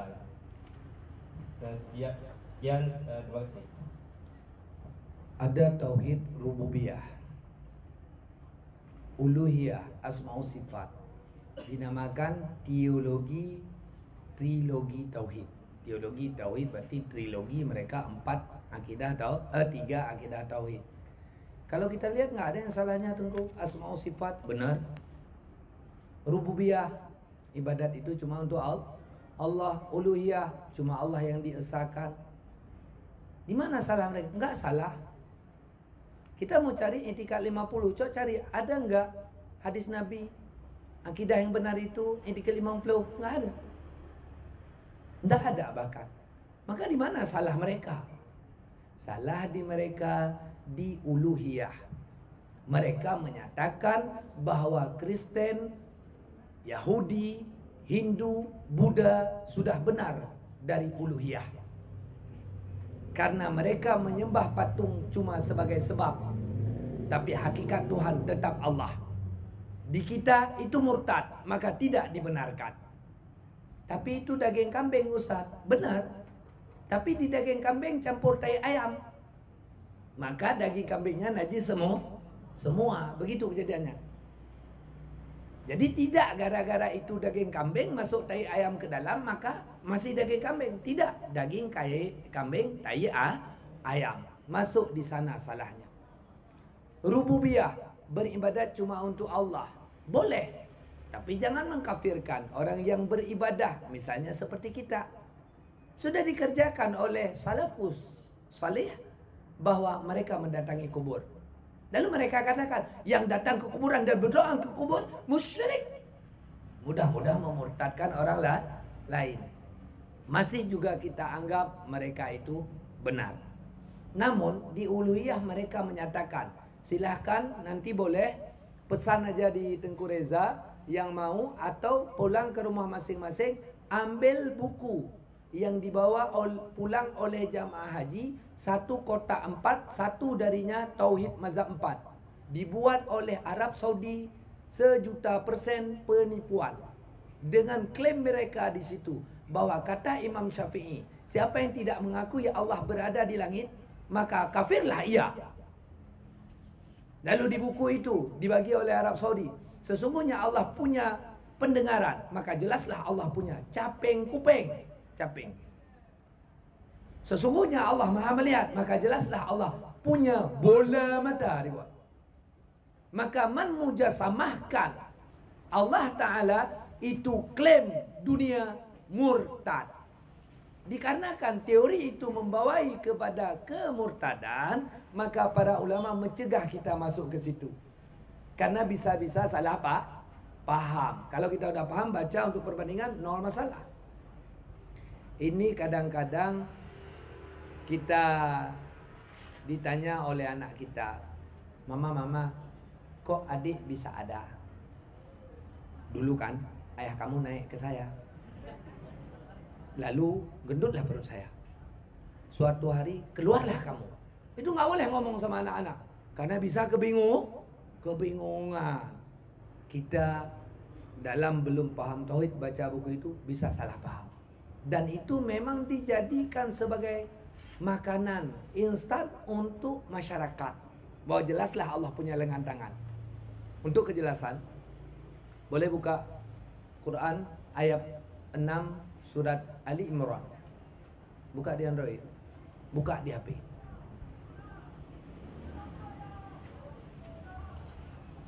Udah, ayat 6 Ali Imran. Dapat cepat. Ali Imran ayat 6. Tak jauh. Oh, ayat 7. Ayat 7, salah saya. Wallazi anzala alaikal kitab. Dianya Allah yang telah menurunkan untuk kalian, untuk kamu Muhammad, kitab Al-Quran. Minhu ayatum muhkamat. Sebagian daripada isi Quran ayat hukum, jelas. Hunna umul kitab, itulah induknya Quran. Wa ukharu mutasyabihat. Sebagian daripada isi Quran adalah ayat yang multi tafsir. Bisa ditafsirkan ABCD EFG. Fa ammal ladzi fi qulubihim zayghun. Orang yang punya dengki di dalam hati. Fayattabi'una ma tashabaha minhu ibtigha'al fitnah wa ibtigha'a ta'wili. Mereka gunakan Al-Quran itu untuk menyebar fitnah, kesesatan maknanya, wa ta'wili, dan paham-paham yang salah, arti-arti yang salah. Makanya mereka serang kita karena kita takwil. Itu PR, bentar lagi saya jawab. Wa ma ya'lamu ta'wilahu illallah. Enggak ada yang ngerti ayat mutasyabihat, tok Allah yang ngerti. Kenapa mereka ngerti? Allah punya lengan tangan, Allah punya caping kuping, sehingga mereka tabrakkan ayat dengan ayat. Yadullah fawqa aidim, tangan Allah di atas tangan mereka. Di ayat yang lain, laisa kamitsli syai'un, Allah tidak serupa dengan apapun. Kan kalau kita mengerti Allah punya tangan, jangan dimengerti lengan tangan, kan nggak apa-apa Ustaz. Nggak apa-apa, tapi jangan terbayang ke tangan. Kalau terbayang ke tangan, masih apa-apa. Ngerti ya? Nah, udah, jangan bayangkan ke tangan. Udah. Jadi yang ngerti ayat mutasyabihat itu Allah. Sedangkan takwil yang ada di Ahlussunnah wal Jamaah, saya jawab, bukan takwil, tapi mengembalikan kepada Allah. Yadullah, tangan Allah. Ma'nahu qudratullah, kuasa Allah. Atau wa ma ya'lamu illallah, enggak ada yang ngerti cuma Allah. Kembali ke Allah, itu bukan takwil. Takwil yang mereka artikan sebenarnya diartikan. Sampai sebahagian Wahabi, mereka menyatakan Allah itu seperti pemuda ganteng yang rambutnya ikal. Baca di Android. Dan sesuai dengan hadis Nabi, takabur, lebih kurang saya lupa, adalah bajuku. Siapa yang mengambil bajuku, maka ia akan menghadapi siksaku. Kalau kita bayang hadis itu sebagaimana hadis, berarti pas kita buka baju Allah, dah nggak ada baju Allah. Ada lagi hadis tentang penyakit hati, itu adalah sarungku. Siapa yang mencabut sarungku, maka ia akan menghadapi siksaku. Jadi hadis-hadis demikian mereka artikan sebagaimana adanya.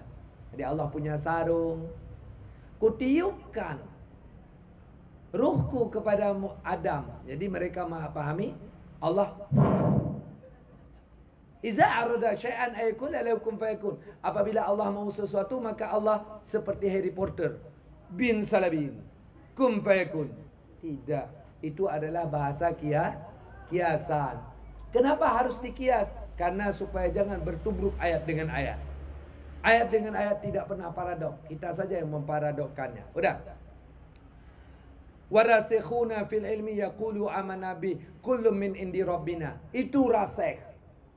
Adam, Idris, Nuh, Hud, Salih, sampai Nabi Muhammad. Itu orang is the best di ilmu. Tidak pernah memahami ayat mutasyabihat. Tidak pernah menjelaskan ayat mutasyabihat. Mereka cuma mengatakan itu semua ayat Tuhan. Kami beriman. Enggak jelasin. Siapa Wahabi itu berani jelasin? Ini pasti mereka dengar. Nanti dimusyawarakan. Wa ma yadzakkaru illa ulul albab. Tidak ada yang bisa memahami ayat ini. Tetap mereka bandel, kecuali yang punya otak. Ulul albab punya pikiran. Pikiran karena ada otak. Berarti kenapa mereka begitu? Karena kurang pikiran. Jadi kenapa tauhid salasah tidak boleh dipelajari? Buang yang kotor-kotor itu. Salasah original seperti orang purba boleh. Karena tauhid salasah ini juga satu teori. Tapi tauhid salasah dibubuhi. Secara bukti saya katakan tadi, buku dibagi Arab Saudi kepada semua jamaah haji. Yang satu kotak 4 dengan bahasa Indonesia. Satu di antaranya Tauhid Mazhab 4. Mereka buat klaim-klaim para imam bahwa Allah berkuping, berkaki, bercakar, berjemari. Silahkan baca. Kalau mau pesan, jangan lupa. Kalau di kopi Tengku Reza buat ini sesat. Nanti baru kasih ke jamaah. Kalau ada yang pesan. Lihat bagaimana klaim Arab Saudi. Jadi tauhid salasah yang beredar sudah dikacaukan. Tidak lagi ori. Yang ori gimana? Yang ori gimana? Dalam Quran disebut yadullah fawqa aidim. Tangan Allah di atas tangan mereka-mereka. Bagaimana pemahaman tangan? Tidak ada yang ngerti kecuali Allah. Itu benar. Itu Kita mesti uluhiyah. Toh Allah Tuhan. Tidak menambah Kristen itu juga Allah Tuhan. maka Kristen benar. Ngerti ya? Nah, maka kenapa kita nggak boleh minum air itu? Karena air itu sudah bercampur racun. Itu tok sebabnya. Jadi dari tauhid salah sahnya tidak salah, tapi karena keraguan sudah terkontaminasi, maka dilarang. Ngerti ya? Wallahu a'lam. Lagi siapa? Ya, silakan.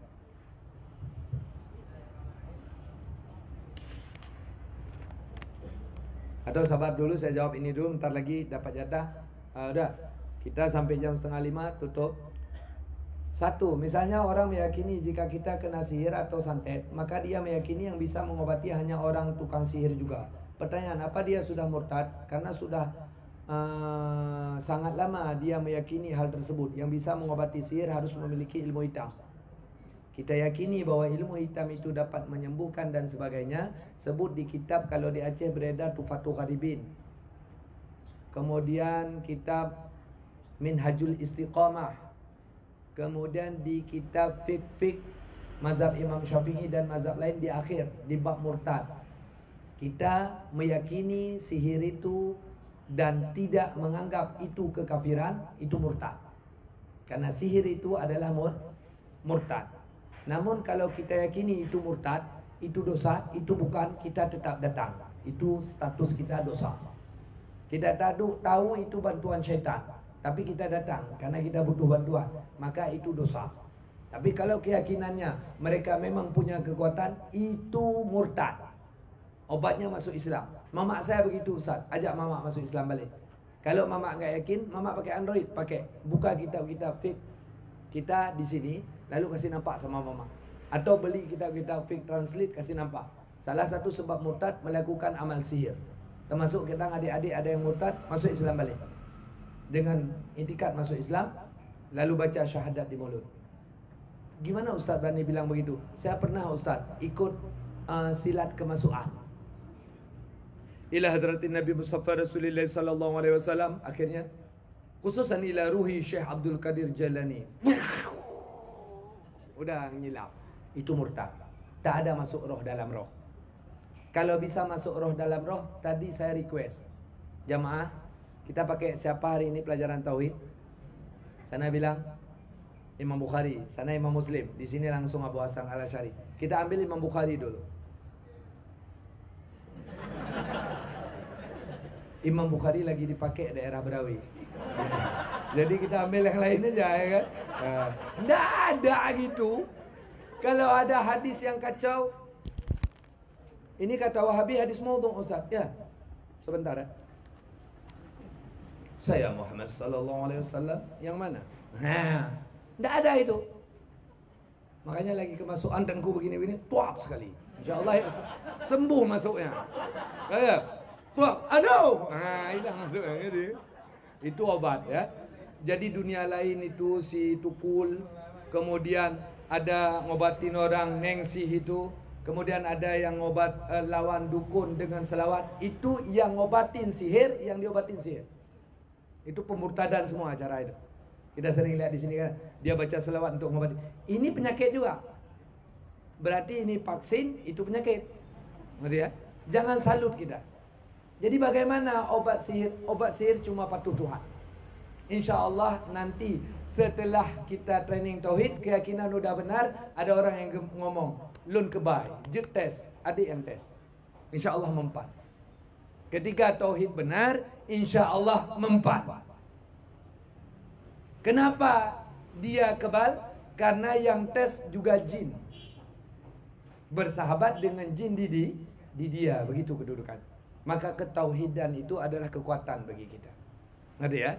Kalau mu nggak kena sihir 100%, baginda kena. Maka ada turun surah Al-Falaq An-Nas di mana Rasulullah kena sihir. Nggak kena racun, baginda kena. Maka hukum alam dijalani. Ketika ada penyakit demikian, dan jangan percaya. Nepres di apa? Menurut kepegahino, sebetulnya hidran ibuh ligo. Masa pegah soboh tunggu nepres dia. Belahuna rumah ron.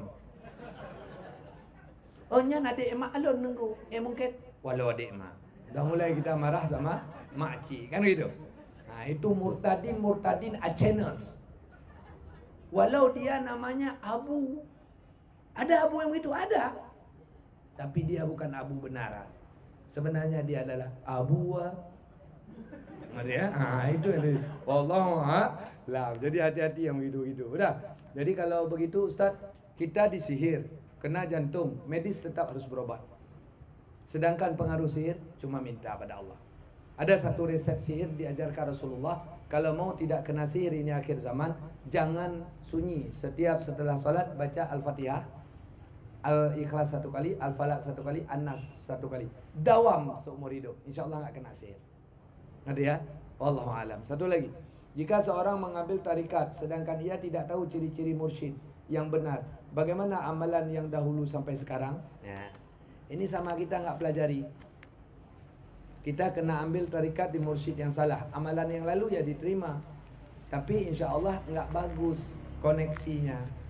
Karena tarikat itu kepada mursyid yang benar-benar dia itu wali. Begitu kata Imam Ghazali. Ada. Saya beli AP di counter. Berapa nih? Itu yang bisa udah diskon karena ini lagi promo 1.900.000. Ori ini. Ori katanya. Kita beli AP merek misalnya Jeru. Udah. Jeru itu udah paten kali AP-nya misalnya. Tandingan Apple. Udah. Rupanya isinya di dalam Fofi. Kenapa jadi begitu? Karena kita nggak kenal barang ori. Maka dengan tauhid nanti habis training udah ngerti mana mursyid yang benar. Mudah sekali saya kenalkan sekarang. Mursyid yang benar hidupnya syar'i, akhlaknya akhlak baginda, baru ada di dia kelebihan karamah. Tapi kalau hidupnya aqimus salata li zikri, dirikanlah salat untuk mengingat Allah, ayat. Maka kenapa saya tidak salat? Hidup saya adalah zikir, nafas saya zikir, darah saya berzikir. Maka saya tak perlu melakukan salat. Dan diri saya adalah Quran. Maka kalian melihat saya menduduki Quran, tak masalah. Quran atas Quran, bacok dia.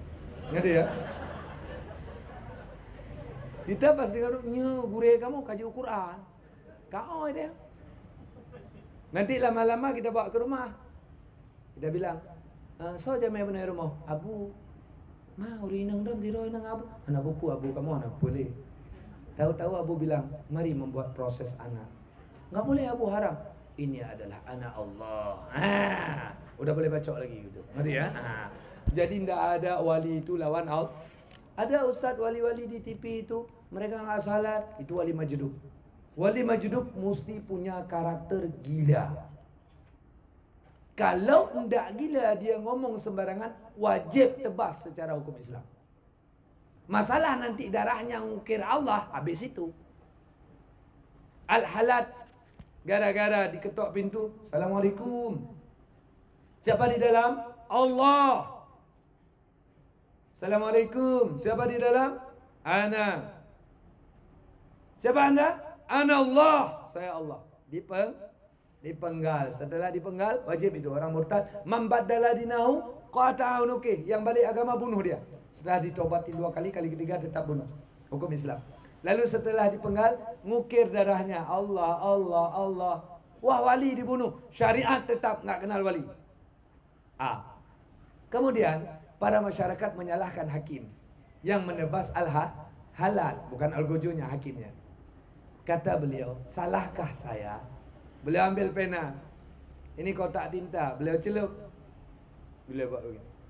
Tinta beliau mengukir Allah, Allah, Allah. Lalu beliau bertanya, siapa yang salah? Rupanya yang bunuh wali juga. Ngerti ya? Jadi kita jangan bangka wali tapak-tapak cuma. Kalau wali melawan syariat, dia kita perintahkan cum tapak kita. Ngerti ya? Ini kiasan, bukan beneran. Jangan dipraktek itu. Sering kita baca itu di TV. Adegan ini tak boleh ditiru. Ngerti ya? Wallahu a'lam. Udah. Siapa tadi? Assalamualaikum warahmatullahi wabarakatuh. Waalaikumsalam. Ini 3, mohon maklum, 3 lagi. 1, 2, 3 kita tutup ya. Udah, silakan. Izin Ustaz, nama Ya. saya Rizal Falepi dari Bandung.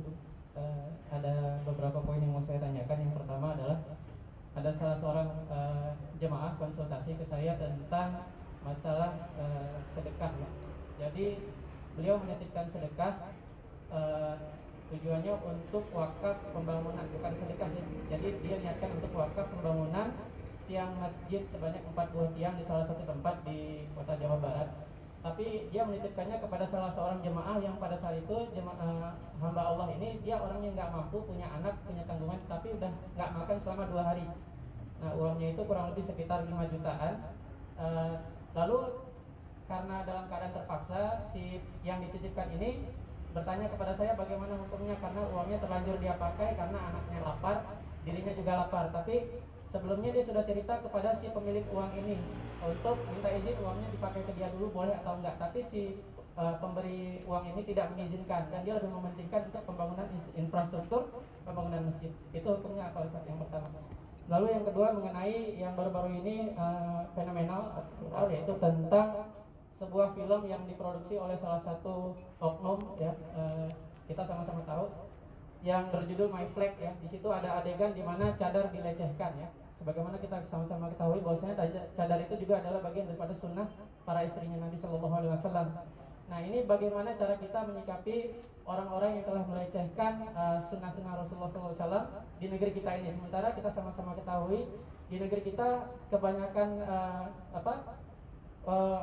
instrumen hukum kita tidak mendukung eksekusi dalam hal-hal seperti itu di lapangan. Tetapi kadang-kadang ternyata hukum kita juga mengandung pasal-pasal karet yang kalau kita membela hak kita malah dikembalikan kepada kita nantinya.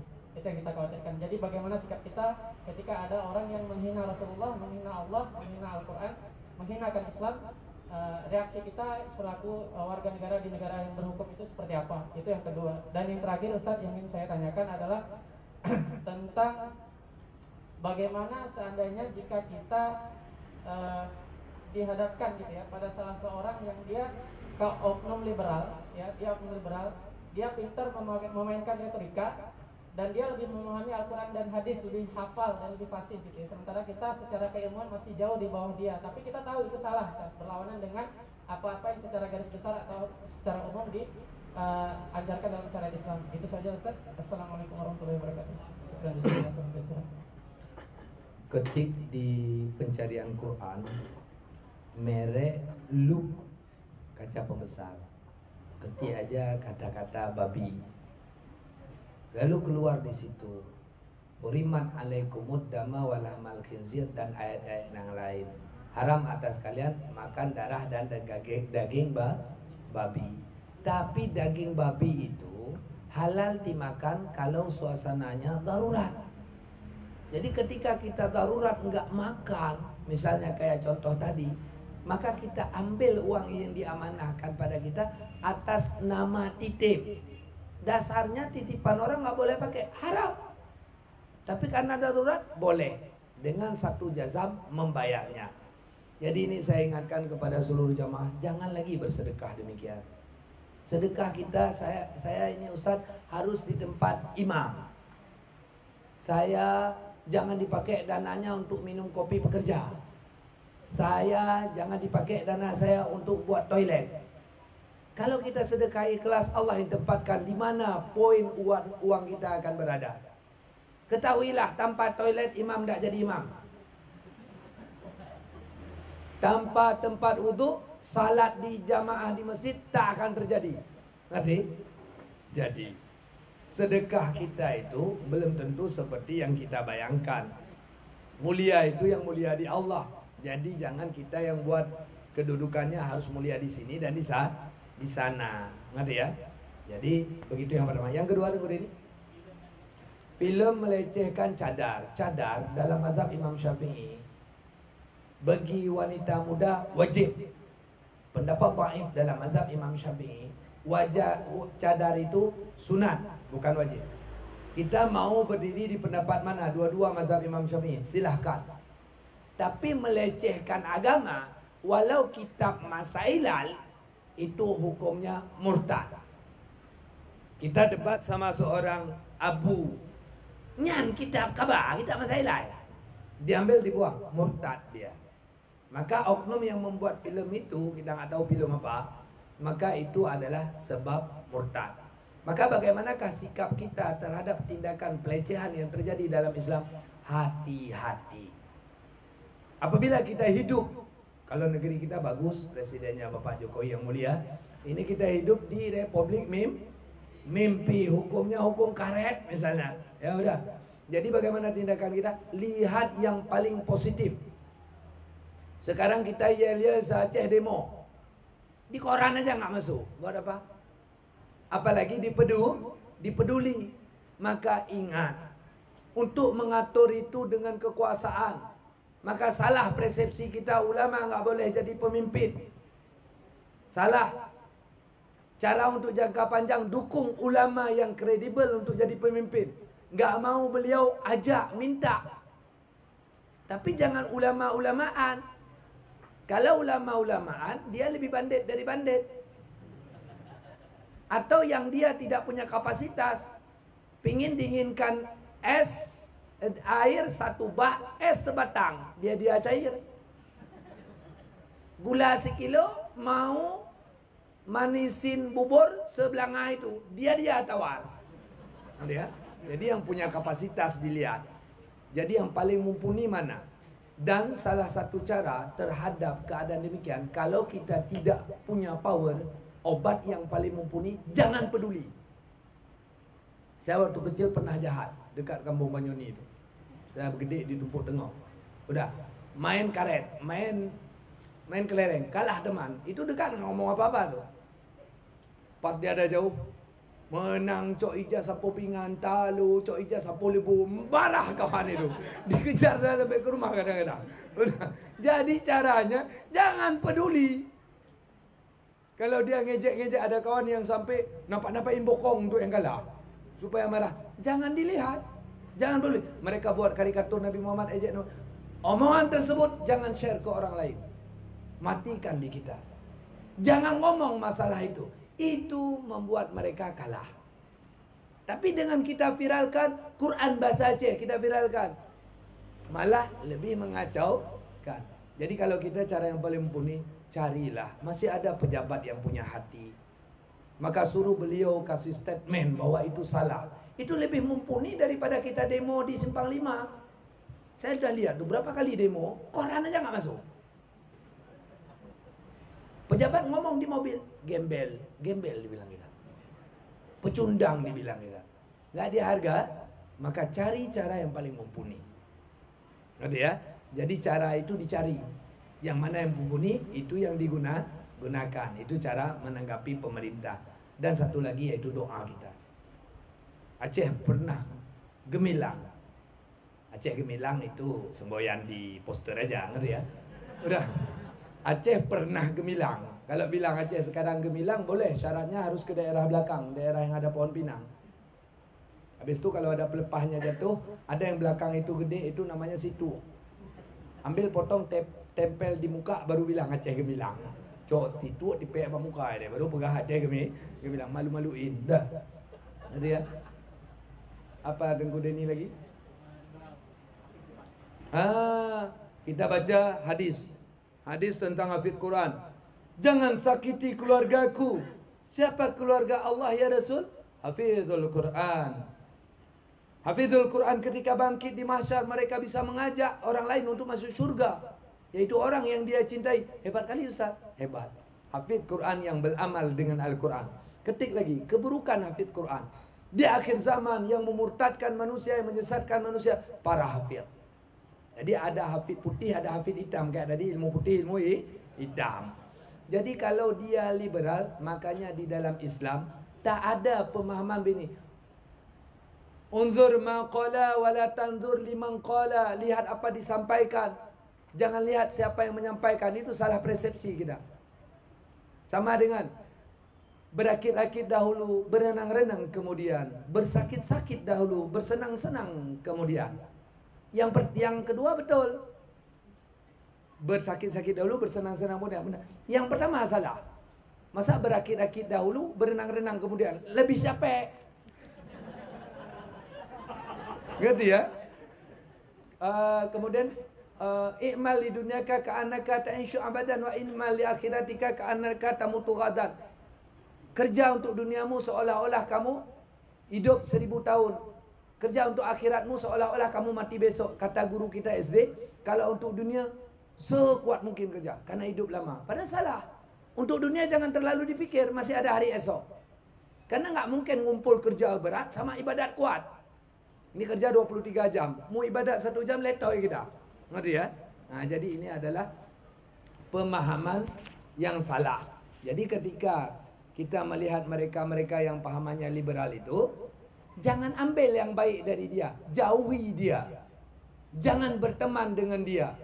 Dan ada jurus satu. Jurusnya begini. Dah. Angkat begini, pegang. Masih Ustaz. Kalau masih, walau dia prop ngomong. Mohon maaf Bapak, saya nggak bisa terima yang Bapak katakan tadi. Itu baru kita gentleman. Bahasa Acehnya nyegam. Ngerti ya? Ini kita sering begitu. Ketika Bapak yang ngomong, nggih. Bapak sendawa, kiban Pak. Nah, begitu kita. Gerak-gerak Bapak dah tu. Jangan begitu. Coba lawan. Tapi itu dosen saya Ustaz, doakan dia berubah, kita jangan seperti dia. Ya? Nah, begitu keadaannya. Jadi coba lawan. Saya kan ngerti. Ini contoh di Kopi Nanggro saya kan bermasalah ini ngomong saya. Habis ini EUG. Kan nanti ada yang marah. Home. Karena home itu abang ham. Ngerti ya? Nah, jadi home juga dia. Kita. Udah ngerti ya? Ya, saya baca ini dulu satu, kemudian itu 2 lagi habis. Ustaz, mohon maaf. Pertanyaannya agaknya mulai ke 0. Saya orang awam. Apa sebenarnya Wahabi? Mohon pengarahan. Wahabi itu agama yang timbul yang disponsori oleh 2 Wahab.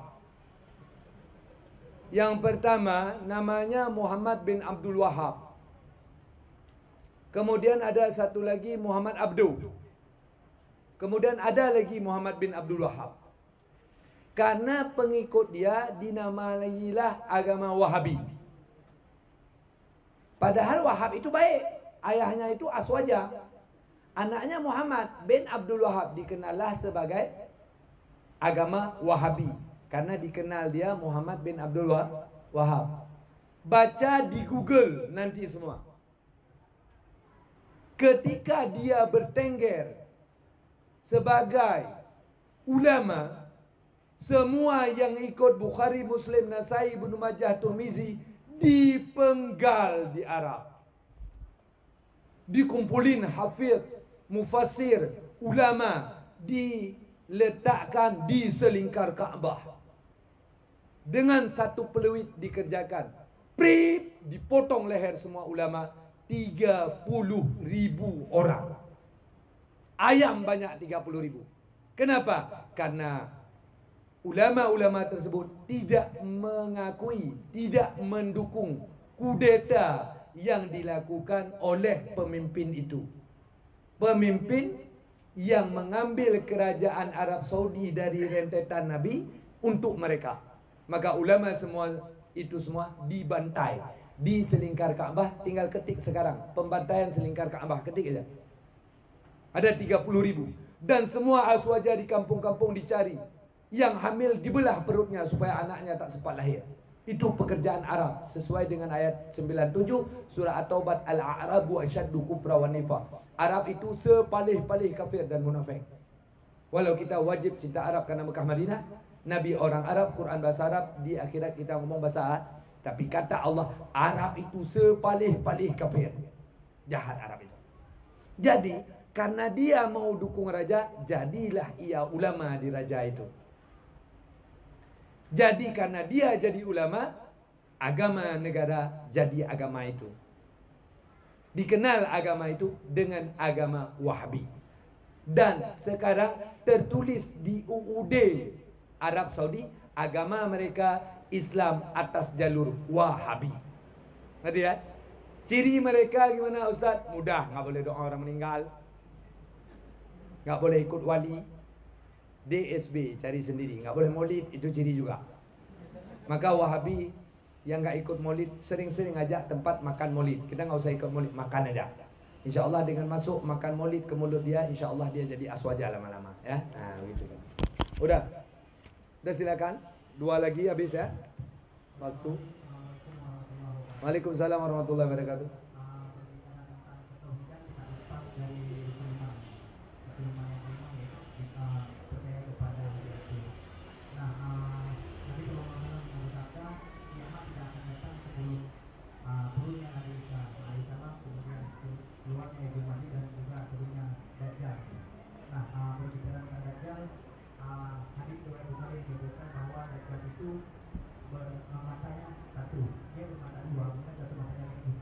Dengan segala kebesaran dan kehebatan Allah Subhanahu wa taala yang diberikan kepada Dajjal, dia mampu menghidupkan orang mati dan juga mampu menyembuhkan penyakit cepat atau buta. Kenapa Dajjal itu tidak bisa menyembuhkan matanya yang buta? Kemudian sebenarnya jawabannya nggak panjang. Kenapa Dajjal nggak bisa sembuhkan matanya buta? Nanti waktu kita ketemu kita tanya dia ya. Kan gitu. Jal, kok nggak bisa sembuhin mata buta? Jadi itulah. Dia ngaku Tuhan seperti Sai Baba, tapi manusiawinya tetap ada. Maka kita jangan dibodoh-bodohi dengan yang demikian. Dan khusus kepada rukun iman yang keenam, yang kelima, yaitu percaya kepada hari kiamat. Di sana banyak kiasan. Itu yang perlu saya bilang. Bahwa laut itu setumit Dajjal. Maknanya mereka kuasai laut. Kupingnya tembus bumi. IT-nya kuat, intelijennya kuat, spionasenya kuat. Matanya tembus bumi juga kuat. Bukan maknanya Dajjal itu tabrak langit. Enggak besar kayak gitu. Manusiawi tapi kekuatannya kuat. Nah, makanya kita dari hari ini harus bereskan tauhid. Kalau enggak kita jadi pengikut Dajjal. Dajjal itu ada 30 orang sampai akhir dunia, Dajjal akhir zaman. Tapi Nabi pernah bersumpah, saya lebih benci kepada seorang ulama jahat daripada Dajjal. Dajjal 30, Nabi katakan, mohon maaf saya ulang, saya lebih benci kepada ulama jahat daripada 40 orang Dajjal. Dajjal tak 30.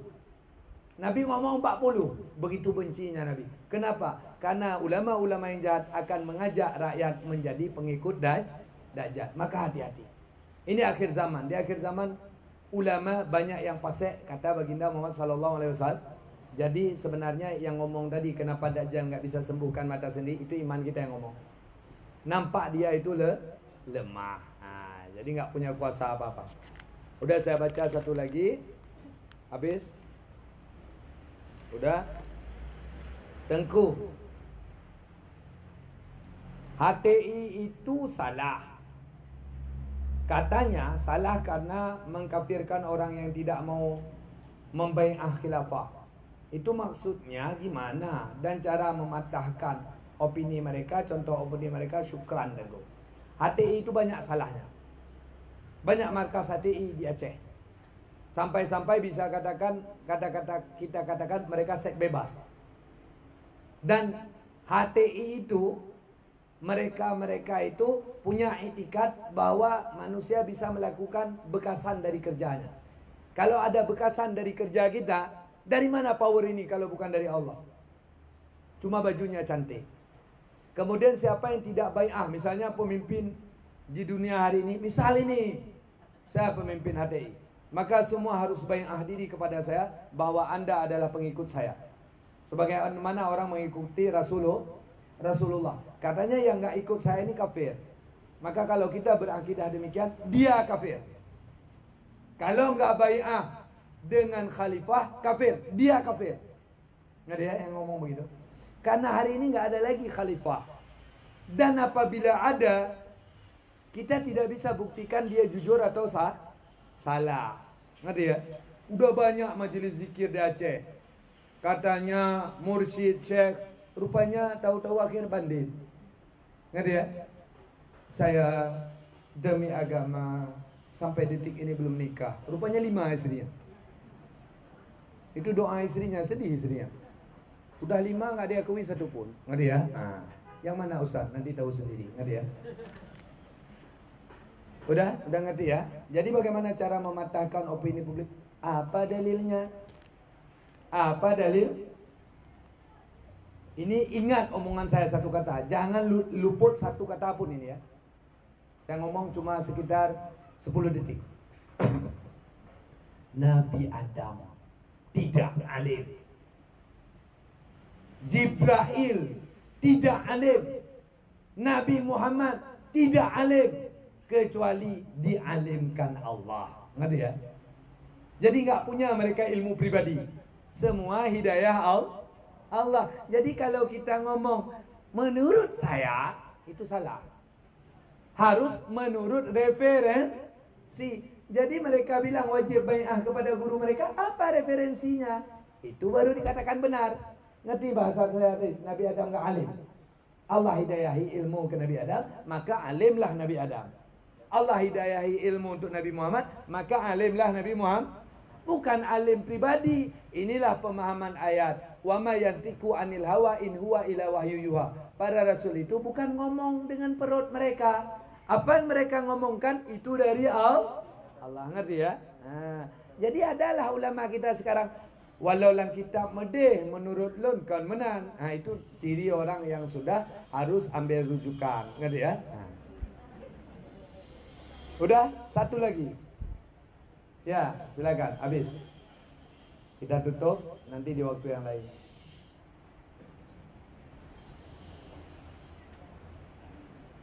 Bismillahirrahmanirrahim. Assalamualaikum warahmatullahi wabarakatuh. Waalaikumsalam warahmatullahi wabarakatuh. Teguh, bacot dan tayang kan kita udah tahu bahwa Wahabi itu memang sesat. Tetapi secara literasi, nyen buku-buku urungnya kok lebih yang bertebaran di dalam masyarakat. Nah, yang menjadi pertanyaan, apakah mengambil pelajaran yang bukan bersifat kajian ketauhidan dalam hal lain, tapi bersumber dari kadang-kadang wacenangin dari rujukan Wahabi atau kemudian rujukan hadis di Albani, tetapi kan bersifat tauhid, apakah itu boleh atau untuk mempengaruhi ketauhidannya, atau lebih baik lebih afdol yang buku-buku yang bersumber dari urungnya tapi gese langsung, jadi dalam artian memang hanya pakai sama sekali, atau kita cok yang hal-hal yang enggak. Terima kasih. Assalamualaikum warahmatullahi wabarakatuh. Waalaikumsalam warahmatullahi wabarakatuh. Jadi inti masalah, kenapa buku mereka bisa beredar, akui atau tidak, untuk mengatur sesuatu itu power, dua duit. Dari Qatar langsung sekarang di Banda Aceh sendiri banyak tokoh-tokoh Wahabi nggak kerja, cuma geti-geti ban motor. Dari mana duit? Subsidi langsung dari pemerintahan Wahabi Arab, Qatar, dan ada yang lain-lain. Nggak percaya? Tanya Wahabi Banda Aceh itu. Dia yang kita marah terhadap dia, kerja apa dia? Ayah hadiah di mertu nggak kaya. Dari mana duit dia? Ada gaji. Jadi pejabat kita juga demikian. Tidak semua. Terpujilah pejabat yang baik. Ini buku harus beredar. Kita masukkan uang merah ke mulut dia. Beredar buku itu. Jadi kita harus akui kekuasaan dan uang membuat orang sujud di kaki kita. Maka kita kalau mau buku kita yang beredar, kita harus bekerja. Salah satu syaratnya uang dan kekuasaan. Tapi kita kena tipu sama senong. Jangan rencana pikir Tengku Ji merencana naik anggota partai. Udah berulang diajak. Insya Allah semasi saya belum gila, belum mau ya. Karena saya es kecil, nggak mungkin dinginkan air sebak. Udah, jadi kejadiannya kita selalu ulama lagi air berteh. Lihat sekarang ulama nggak ngatur, bisa ngomong apa itu? Abu Mudi, guru kita, guru saya, ayah Cotrung semua, udah capek ngomong, nggak didengar.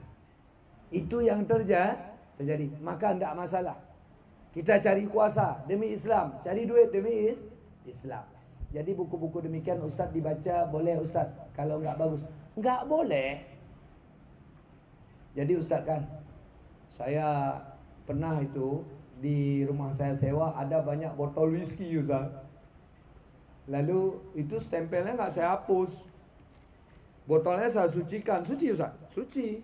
Lalu kami masukkanlah di dalam botol itu air sirup. Pas waktu buka puasa kami minum begini. Gaya aja Ustaz. Boleh nggak? Nggak boleh. Memiripkan diri dengan orang lain juga nggak boleh. Saya ngomongnya Gutanyo Mandum. Kan gitu. Lalu saya ngomong Tanyo Mandum. Nggak boleh. Walau buat mirip kayak cewek nggak boleh. Namanya bencong. Jadi masuk ke mirip-mirip Wahabi itu nggak boleh. Karena itu termasuk tasyabuh.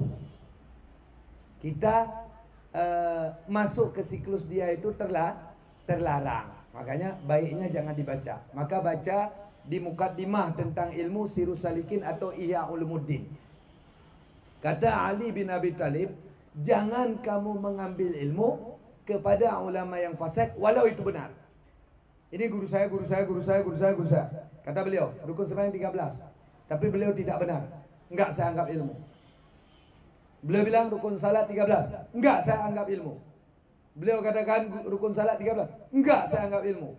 Beliau miskin. Tapi beliau taat. Rukun salat 13. Itu yang saya anggap ilmu. Insya Allah berkat saya akan kerjakan salat. Tapi kalau dia enggak benar, enggak akan kita kerjakan salat. Jangan dari Wahabi, tengkus kita saja yang enggak benar, enggak boleh diikuti. Jadi coba baca sejarah-sejarah para wali, demikian. Sejarah para ulama, demikian. Gara-gara gurunya membuang liur dari kanan, ilmunya tak diizinkan untuk diambil. Padahal ini salah kecil, tapi semuanya enggak dikasih ambil. Kenapa? Tidak barakah. Apa beda barakah dengan tidak barakah Ustaz? Saya haus sekali. Enggak ada air. Di sini saya keluar banyak hujan, itu enggak barakah namanya. Kenapa? Di mana-mana ada air. Jadi air itu enggak merupakan hal yang wow bagi saya. Tapi saya sedang sesat di padang pasir, haus, ada orang yang kasih air, ini barakat namanya. Jadi faedahnya sangat-sangat agung. Jadi kalau mau barakat, jangan baca pas lihat duduk belakang Albani, enggak usah baca. Karena ada tai ayam di situ. Udah, bimbas enggak usah baca. Cari buku yang ori. Dan hati-hati, Riyadhus Shalihin sudah ada punya Wahabi. Kemudian Sahih Bukhari juga sudah ada yang Albani punya Wahabi. Hadis zikir, hadis qada salat dicopot semua. Begitu banditnya mereka. Maka hati-hati sangat. Jadi cari yang ori. Dan negeri kita ini sasaran. Yang pertama karena ramai orangnya. Yang kedua dikarenakan rakyat kita sudah awam. Nah, maka mari sama-sama. Ini Bang Manzar dan teman-teman alhamdulillah udah bantu kita. Kita kalau mau buat program di Kopi Nanggro bisa. Bagaimana cara memajukan Ahlussunnah? Kita cetak buku, enggak usah. Bagi makan saja boleh. Misalnya kita sanggup bagi makanan ke orang, itu adalah dakwah. Karena kullu lahmin nabata minal haram fanaru aulabi. Orang makan yang haram, neraka yang cocok. Orang yang makan yang halal, insyaallah ia akan berubah. Jadi dakwah itu tak mesti, woi, mari. Dia minum tadi, enggak berubah dia. Tapi woi sini kita bagi kebab halal. InsyaAllah, yuk salah, ayo. Begitu dia keadaan. Ngerti ya? Jadi kalau di dalamnya solar, kita ajak, ayo, ada bensin gratis. Tak bisa dia, karena dia solar. Tapi bagilah bensin gratis bagi orang yang pakai bensin. Dia solar Ustaz, ganti mesin. Jadi mesin bensin. Ngerti maksud omongan saya? Nggak usah aja, halo nasi, dia lembu, nggak mau dia. Tapi halo rumput, mau dia. Ngerti ya? Jadi dari dasar itu. Terserah segini kita udah besar ini kekuatan. Tinggal tergantung pada kita. Waktunya udah pendek, panjang tanya jawab. Kita sama-sama salat sekarang. Wallahu a'lam bishawab. Tidak saya sambung lagi. Wa ilaihi marji'u wal ma'ab wala haula wala